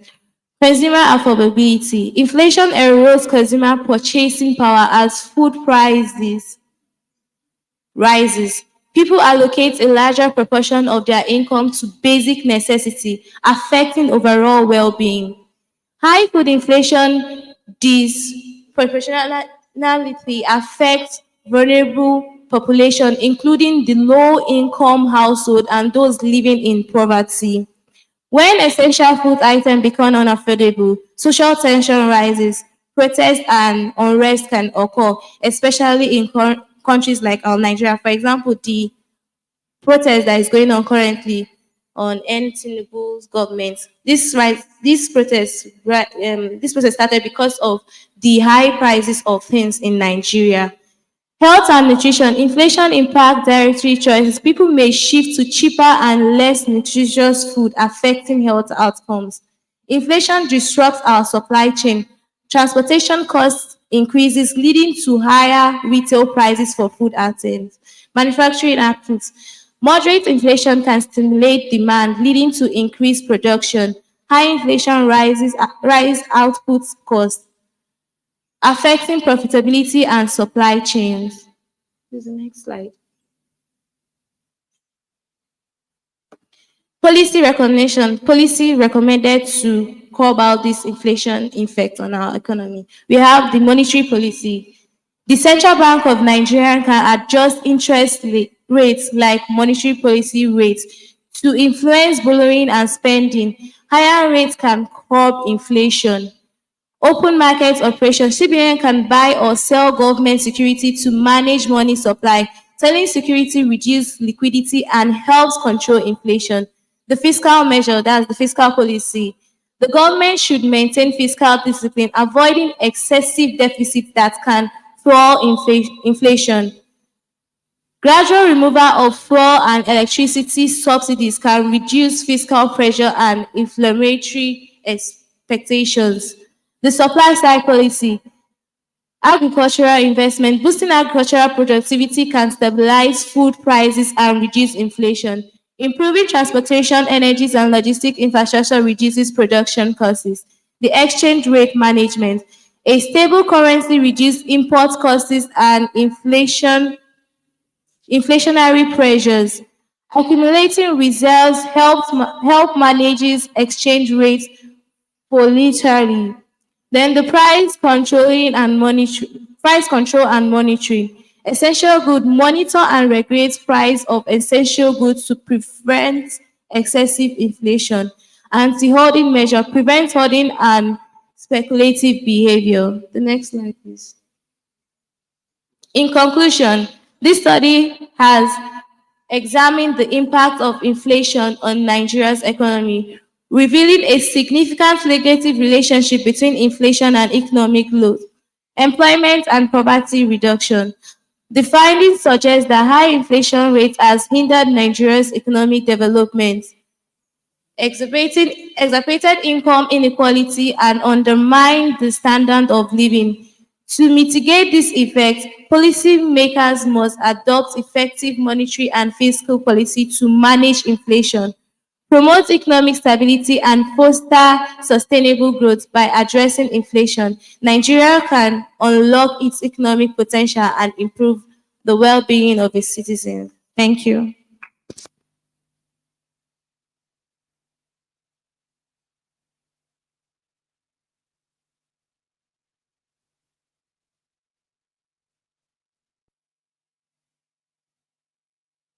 Thank you, Ms. Helen, for your wonderful presentation. And with this, we have come to the end of our presentations for this year's Research Week. The next thing on the line is question and answers. Please, if you have questions for each of the presenter, kindly indicate so that we'll hand over the mic to you and then you ask your question. Or you can as well write down the question and submit it to the MC. Questions, please. Thank you, sir.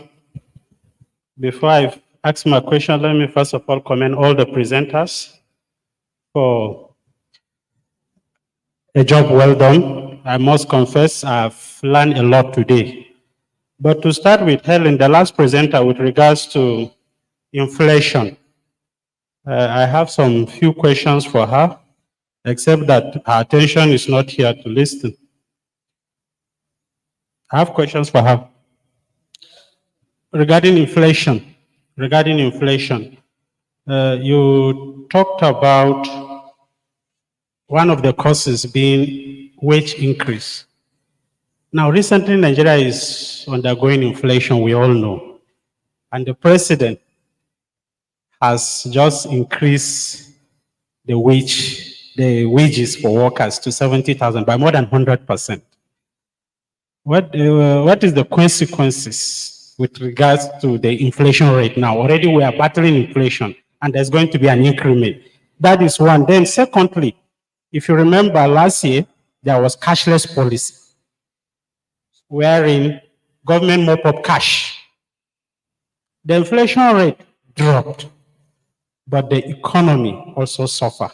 So how do we balance this situation? And I think lastly, my question is addressed to Comfort, who made presentation with regards to public swimming pool. Do you think we need a regulatory body to enforce hygiene in public swimming pool? Apart from the regulatory policies, probably a body, just like we have NAFDAC that regulates food and drug, do we need a public body to regulate hygiene in our public swimming pools? Thank you.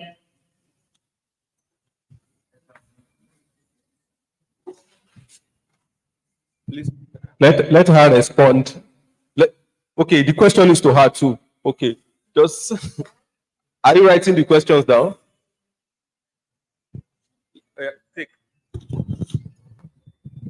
Thank you, the moderator. Good morning, all. Helen, I also have a question for you about the inflation. You talked about several causes of inflation in Nigeria. And I know very well one of the major causes. And then you talked, there was a part where you talked about agriculture, right? Now, what is the major cause now for me for the high price of agricultural goods is insecurity? You didn't talk about that because that's the major factor behind the cost of goods, because most farmers, I am from Benin, and we are called the food basket of the nation.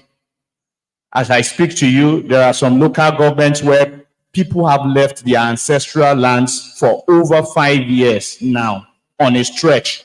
And now these are places where these people are farmers to the core, and they are the major producers of their food. So when people cannot go to their farms to cultivate, then there will be this. So you didn't talk about the security aspect. So what can you say about that? Thank you.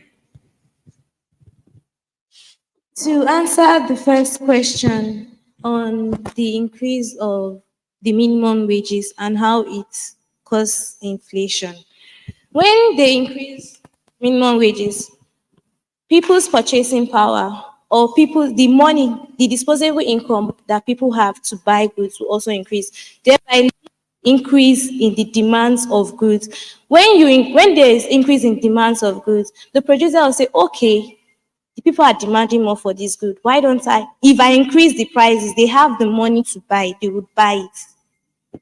Because, okay, for example, now, let me say I'm working now and I used to earn 30,000. And as at this month, increased my salary to 70,000. The things I used to buy with that 30,000 will increase. Maybe I buy a carton of spag or carton of this thing. I'll start buying like 2 cartons. Thereby, I'll be increasing demand for that spaghetti. When those people producing the spaghetti see that, oh, people are demanding more for their products, they will increase the cost of production too, will increase because they are producing more, thereby increasing the prices of goods and services. Then to the second question, you spoke about um, cashless policy and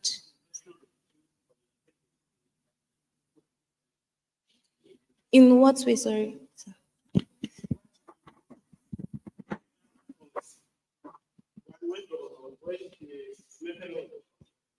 They are more forecast, right? The inflation rate drops. But then people complain because the economy was choked. And a lot of businesses collapsed, small and medium scale, so almost corporates because of that policy. So how can we balance this situation? At that time where they implemented the cashless policy, if you notice corruption, people started hoarding money.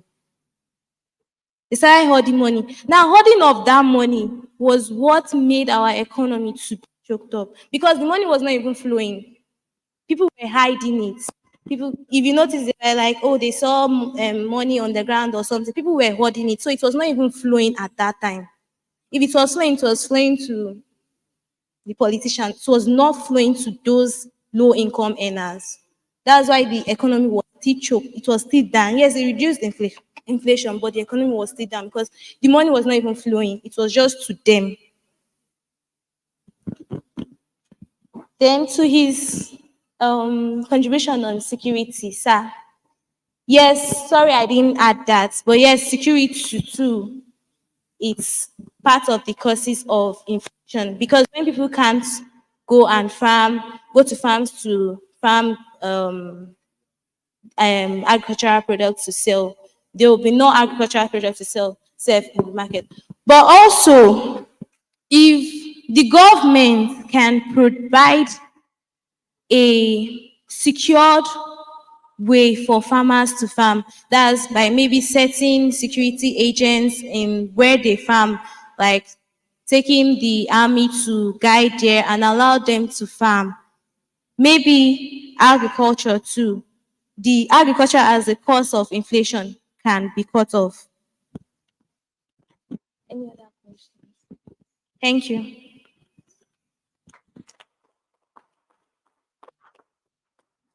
Thank you for the question, sir. You said, is there need for us to have a regulatory body to monitor the hygiene of the pool? I will say yes. In developed countries, they have regulatory bodies apart from WHO and CDC. But because we don't have a regulatory body in developing countries, we decided to adopt WHO and CDC standard for pool water. And that is what is being used in Nigeria presently. But there is need for a regulatory body. Thank you, sir.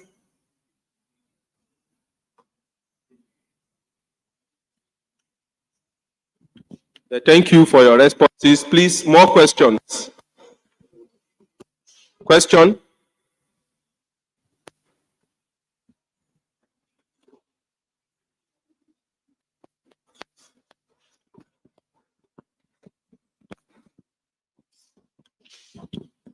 Good afternoon, everyone. My question goes to Ms. Patience. It's on Yahoo Yahoo because youths nowadays, according to the saying that school is scam, school is scam. Personally, to me, education is not scam.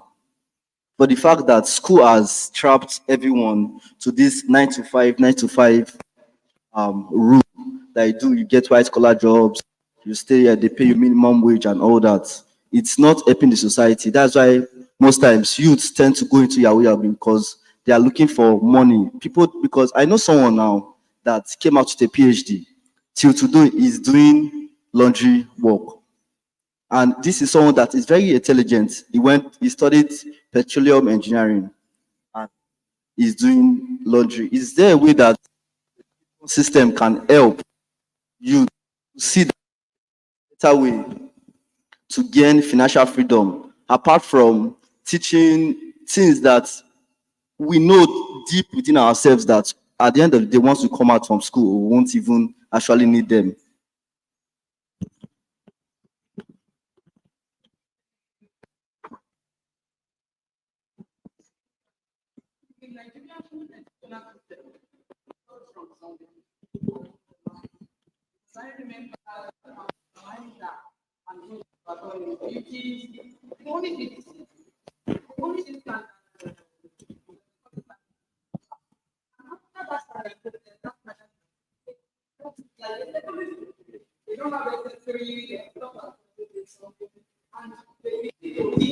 And if you look at it was so powerful that even if they give it, you will not be able to solve it.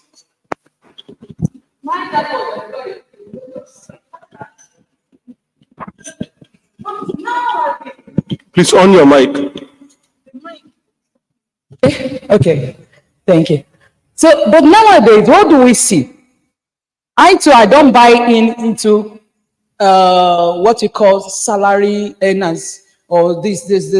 There are people that can do it and survive by it. But I think children of this generation, we are not living to survive. We want to live in abundance. That is the truth. We don't want to survive in the sense that I earn 150, and that 150 we finish within 2 weeks. That is not. After a long time we have spent in education, 6, 3, 3, 4, making how many? 6 plus 3 plus another 3, that's 12 plus 4, 18 years. I will come out and be earning 120,000 that cannot cater for a whole family. Nigerian system is getting it wrong. And that is why, thank God, these our children now can speak. During our own days, when we ask our daddy questions, they say, no, you don't ask adult questions. But we now have children that are asking questions. And because we were not taught well, I won't lie to you, because our parents could not answer us, and we don't know much, then they are now asking us, how will they get money? We say, go to school. Go to school. When you finish school, get a job. It will not still work. Like the suggestion from all the review, say give them literacy education. Give them moral. What is literacy education? I have some students here. They are not doing Yahoo, but they are receiving 6 digits. They are working remotely. There was a time I followed my former boss, Dr. Kinsley Akputu, for IT. And it was that in that company, they were telling us that student, Johan, the first set, the lady name was, the student name was Johan. He was already working with international people remotely. When she went to CAM, she was a trainer. These are the things we are looking for, not for us to finish school and go on. These ones, they are still within the school. They are having even more than we that have master and PhD. That is what they are yearning for greater things. They are not yearning for what our father did last year. They are yearning for greater things. I am not in support of illegal acquire of wealth. We will never support it. I tell my children, even if you buy a house, I will burn it. If you buy a car and it is illegal, I will burn it or take you to the court, to this thing. But there are other legal ways. The school, we can start with ADUN. From 100 levels, start teaching people. I remember when our former VC was here, Professor Omaji, he will always come and say, turn that your book into financial something. Turn something into money. At least I learned something from that. Turn it to money. We don't want to hear paper. Paper is good, but turn it. Because that's what we see. We remember in Nigeria then, Michelin and all the rest.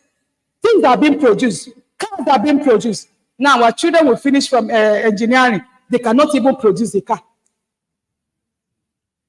So I am not in support of Yahoo or Quest. There is preparation time. Wait for that preparation time. But in that preparation, get a good education. There are other education online. Like that guy I told you, well, did Pythorian, HTML, and all the rest, CSO, and all the rest. And it was, right now, he has about 3 to 4 jobs that he's doing remotely. One can do that. One can really do that. So it is not good for me for you to go that Yahoo way, but there are other ways that you can be taught. Thank you. Thank you for your response. Please, let's kindly make our questions and responses to be brief enough to give room for other people. Sorry, please. The acting chair has a remark to make on this. Thank you very much. Please, don't deceive yourselves.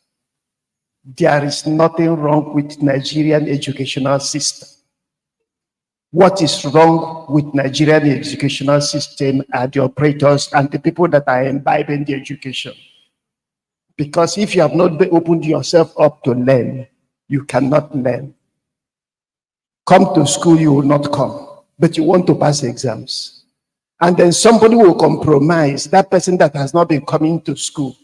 You still allow him to be tested because you have no moral justification to examine somebody you have not taught. So nothing is wrong with the educational system. The wrong is within the individuals that are operating it and then the people we are teaching. Any other further questions so that we can take the questions and continue?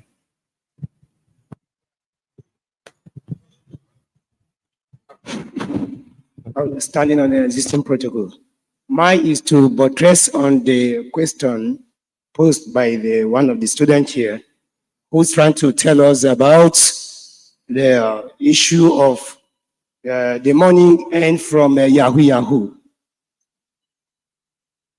Yeah, as an economist, in competitions of national income, when we talk of national income, we deal with the total amounts of money earned both the firm, individual, and industry within the nations in usually a year. In competitions of national income, when you talk of Yahoo, there's no place for, inclusion of Yahoo money. All fraud, all sorts of fraud. You can never put it in the competitions of income. When we talk of Yahoo, it's one of the money earned that is forbidden by the what in terms of rules. In terms of when you get to the rules and regulations in Nigeria, is what is illegal. So in competitions of national income, Yahoo money is not to be used, in adding to your competitions. So it's not good and it's never part of the economic money earned. Thank you very much. All right. Good afternoon, everyone. I want to ask a question. 2 questions, actually. One will be directed to our mommy on the issue of fraud, internet fraud, and to the issue of inflation. Now, the first question on the fraudulent activities going on now, as it concerns Nigeria's educational system. I want to start by saying that I feel that the educational system is contributing to the challenges we are facing as a nation. Now, this is, should I say the educational system or those in the educational system? Because just recently we concluded the JAMB exams, and the JAMB cutoff mark has been released. When I gained admission, the cutoff mark for a university was 200. Now the cutoff mark for university is 140, and for polytechnics 100. Don't you think the educational system is encouraging students to feel that school is actually scam in Nigeria? That is one. Then secondly is, as it concerns the fraud. Now, I want to, from the little I know, I want to bring us to this light, that what we actually call internet fraud, or whatever it is called, is not a direct defraud, and then the money comes in. I want to, so that you understand what these people are doing. Now, there is a part of cyber business that has to do with crypto trading and Bitcoin. Now, these people, once they end up defrauding whoever it is, the money does not come in most times as money from defraud. It comes in most times as crypto coin, and they resell this in the world market. Nobody is asking you how you got the money. What is most important is that the money has been used for business. And at the end of the day, to a large extent, these people pay taxes. I'm just trying to make us understand. I'm not saying that this is nice. I feel there are no regulations. We just come out and scream that there is fraud. But there are no traceable regulations on the frauding. There is actually fraud, but there are no traceable regulations on the frauding in the Nigerian system. Now, another thing is this. In the Nigerian system too, I think was it 2 or 3 months ago, some persons from China were actually arrested. This is because I think it has to do with crypto trading and crypto coin and all of that. Now, I feel to a large extent, the Nigerian government or the Nigerian system is actually gaining from these activities. That is why these things are not being nipped in the bud. So when we're talking about internet fraud and all of that, I think we should just streamline it.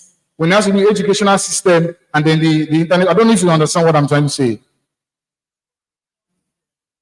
What is your question? Please, let us not turn this into a debate or a kind of argument. If you have a question, ask directly, the person will respond. If you have further clarification or if you require further clarification, meet the individual. Thank you. Sorry, please. Question? We have come here for research presentation. We have done that. And they didn't need any further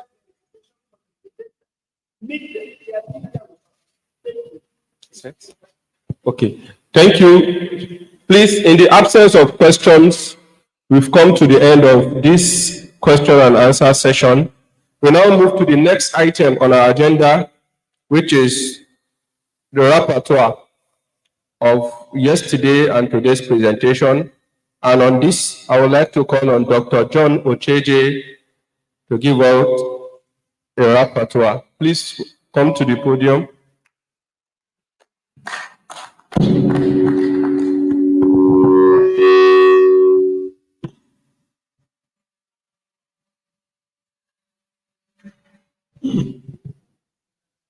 Good afternoon, ladies and gentlemen. I beg to continue on the already established protocol. We have literally come to the end of this year research week. It has been a deep presentations and thought-provoking one. We had a number of presentations running to almost 30-something, but this rapporteur's report will be restricted to a few ones as time would not permit to present a total report on all. May I start with a report on the keynote presentation given by Professor Berkeley, Ihajabe, yesterday. Professor Ihajabe presented a paper on the topic From Concept to Award, Navigating the Grant Landscape for Successful Research. The presenter sees research as a compositional term that is divided into two components. The re, which is a prefix meaning repeats, and the search itself. Compositional effect talks about repeating what has been done consciously to provide solution to problems faced by humanity. Research ideas, according to him, should be developed from familiar terms, and such inspirations can only be inspired when there is a desire to satisfy a curiosity, when there is also a desire to expand knowledge, a desire to solve a problem, and a desire to establish a reliable guide. He gave processes involved in research. The processes are: you are expected as a researcher to develop a proposal. You submit the proposal. You identify findings, funding sources rather, and when eventually given, how to manage such a fund that you were given. Successful research proposal involves processes, and such are: you develop initial idea. To develop initial idea, you consider what is relevant to the policy of the grant agency. You consider what is relevant to the society, and you consider what will help further the cause of humanity as regards the policy of such a grant agency. After that, you search literature. Need to search relevant literatures that will back up what you intend to research on. And you have to answer questions such as, so what and for who? What would be the importance of your findings or the findings of your research to the society? Who will need the findings of your research? You need to do that too and itemize them properly. And after you have done that, you need to go into drafting, which is the first stage after you have brainstormed on necessary ideas as earlier listed. And after you have done that, you articulate the findings. He also provided a number of agencies where you could access grants. We have one of the websites given is https://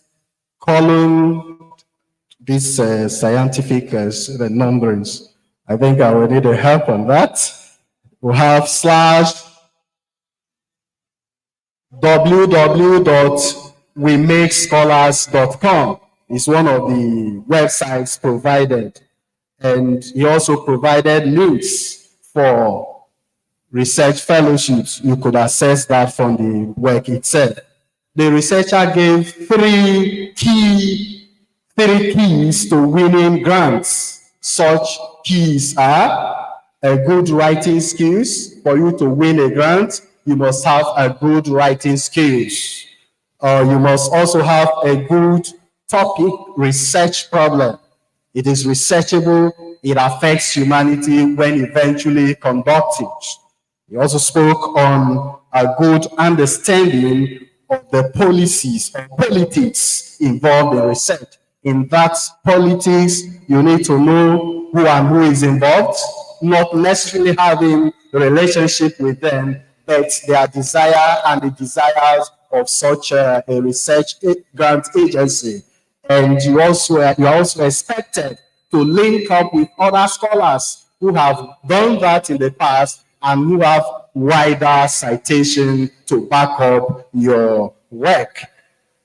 So it was a wonderful presentation, and those were the highlights of that presentation. Suffice it to mention that in doing a research, you must work with a template, which is divided into introduction, first of all with the title, to the introduction and basic components listed. After you are given the grant, you would need to come up with a plan on how to manage what you have been given. So you need to plan your budget as one who has been given a grant. You need to comply with the report ethics and policies of such an agency. You need financial management. You need project oversight. There should be supervisors. If you are a PI, for instance, you need a co-PI in case of possible eventualities. And there is a need for ethical consideration. And finally, you do what we call close out on your reporting, where you gather all the necessary information to do the final reports. It is difficult for scholars. At the end of the work, you'll be looking for a reference because you didn't note it from the beginning. It becomes a problem. There are scholars who couldn't publish certain papers because of certain references they could not access again. Documentation of proper information from the beginning is necessary. Then we had a presentation, the first presentation by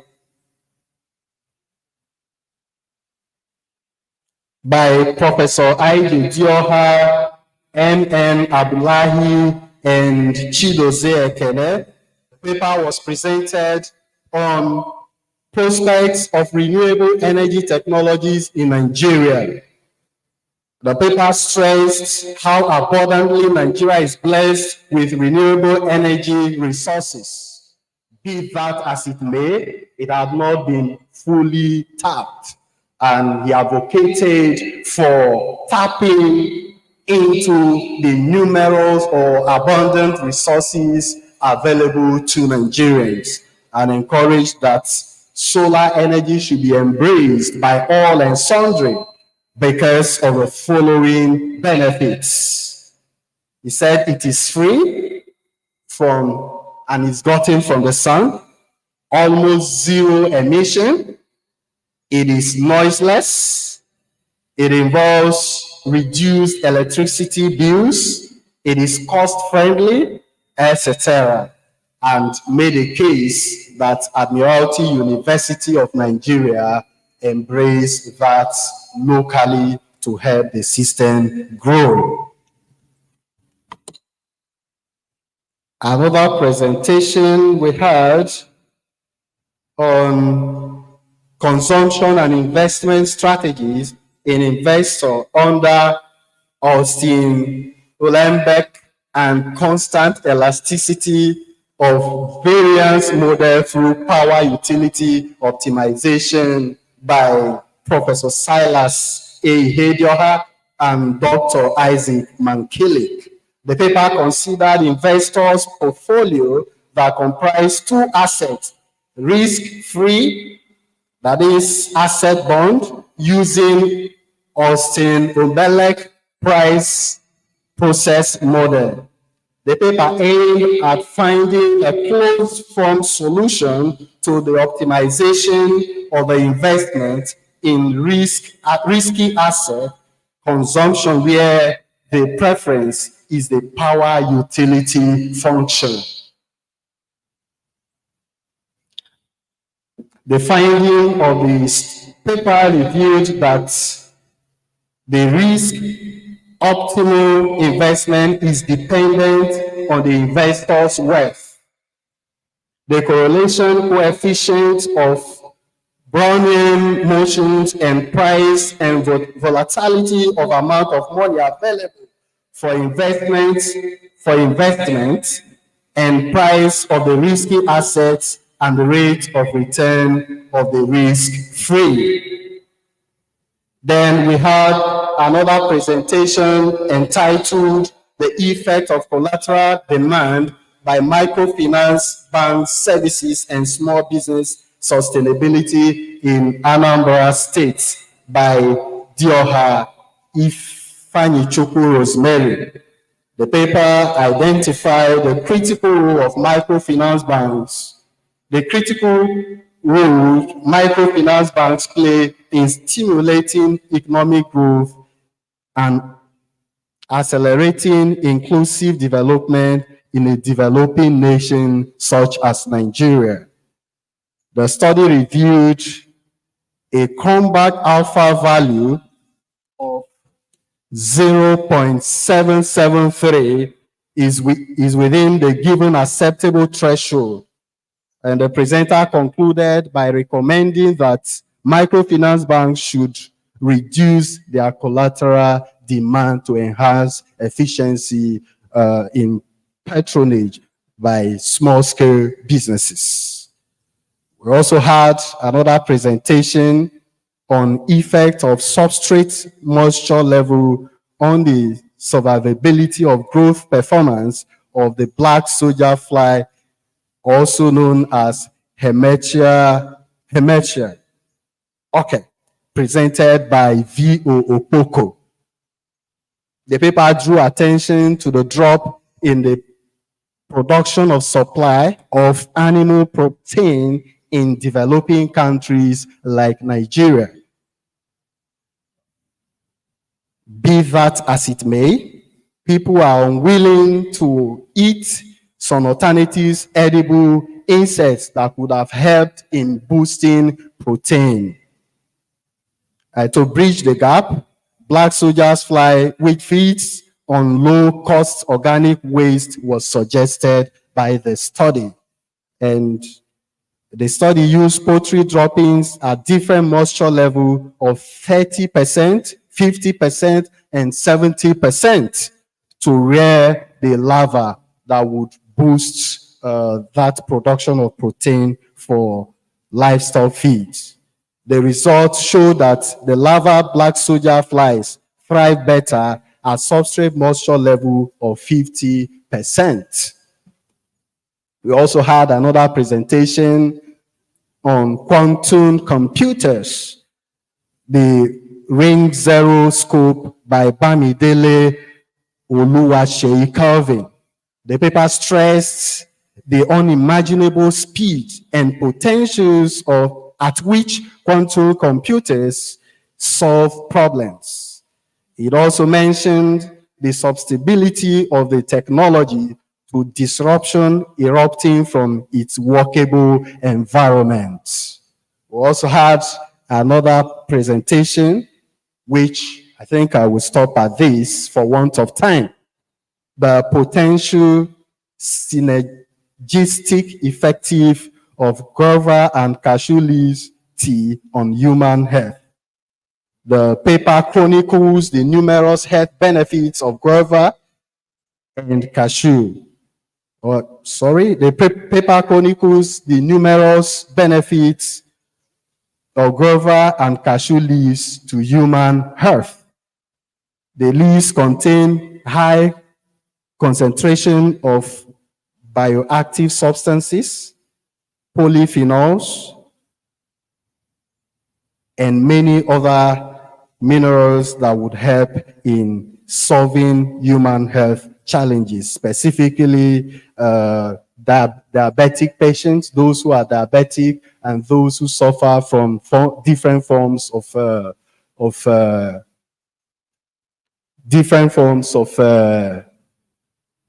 health challenges. Thank you.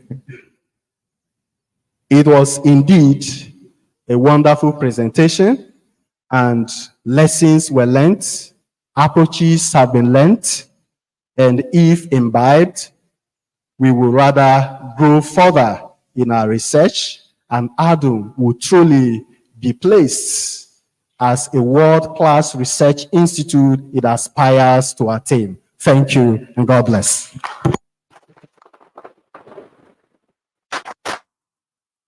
Thank you, Dr. John.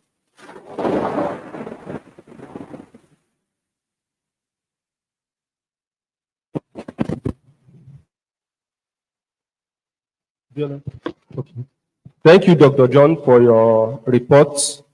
Now we move to the next line on our agenda, which is supposed to be presentation of award certificates to best presenters and to all presenters. But we won't be able to do this now because the certificate is not ready yet. We are still on that. And also, the panel of judges are still trying to complete their calculations. So in place of this, we would like to call all presenters to come forward for a group photograph. Then we'll move to the next item. Please, all presenters kindly come forward for a group photograph.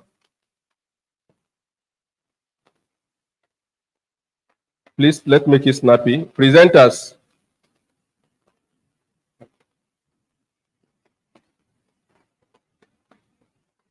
Media. Oh, you said you're a presenter. Thank you.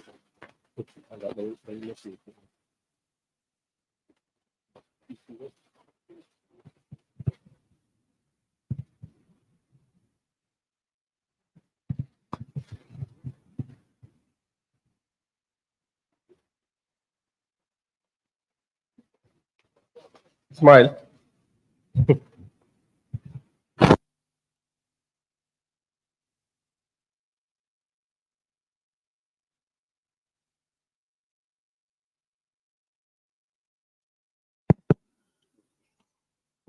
Panel.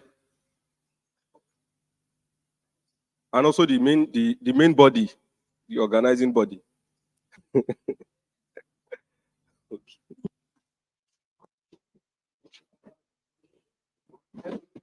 Come forward. LOC.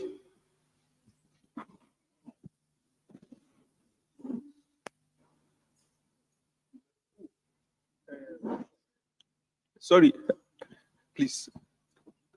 He's also an LOC member.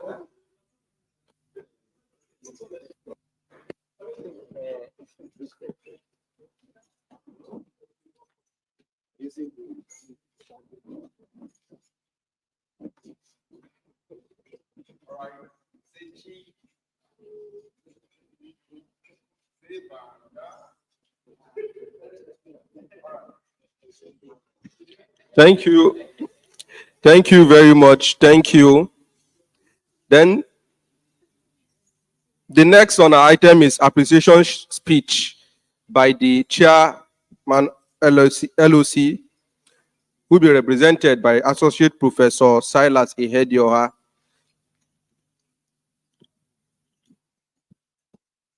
Good afternoon, everyone.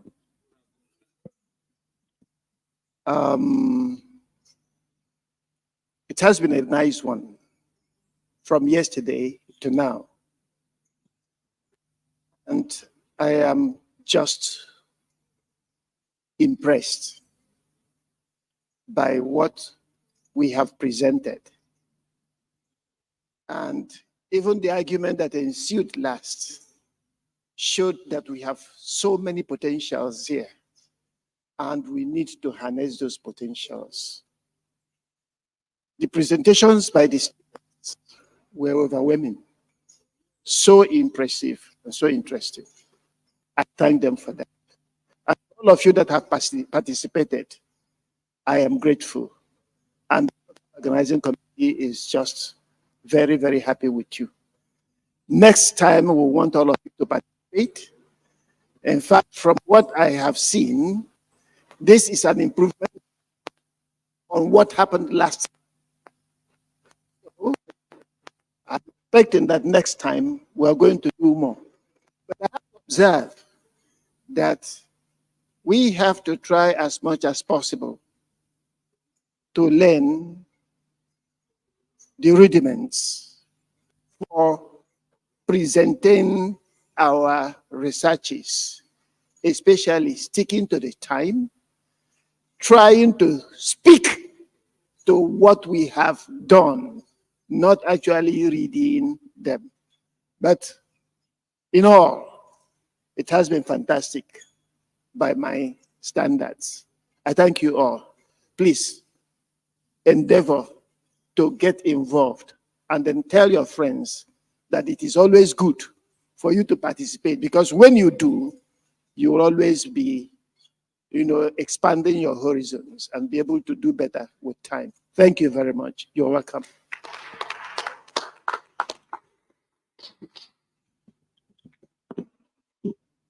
Thank you, Prof. Now we've come to the end of the Research Week 3.0, and we'll call on Mr. Gideon to give us a closing declaration on behalf of the Vice Chancellor. Mr. Gideon, please come forward.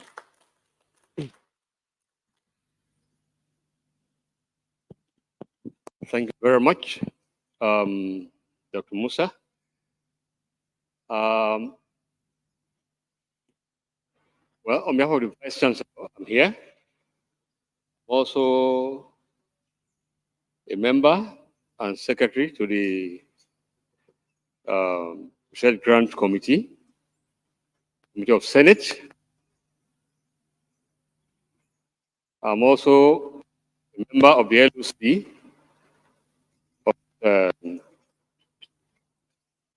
effort that we've witnessed since yesterday. Clearly, a lot has been learned by everyone here present, particularly looking at the theme of the Research Week. Very wonderful.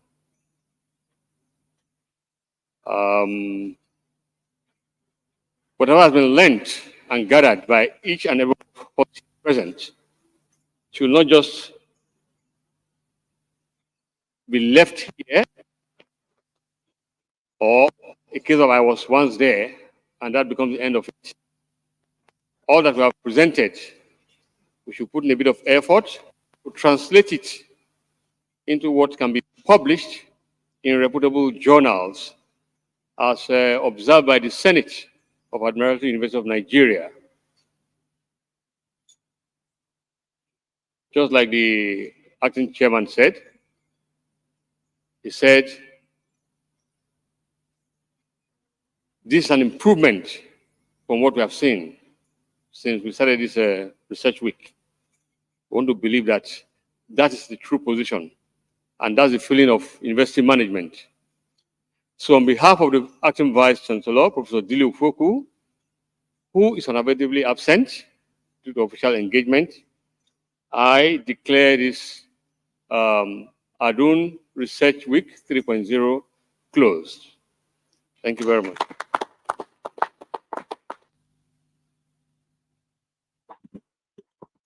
Thank you, sir. Abiola, anthem. So we'll close this by national anthem. Please, let's rise for national anthem.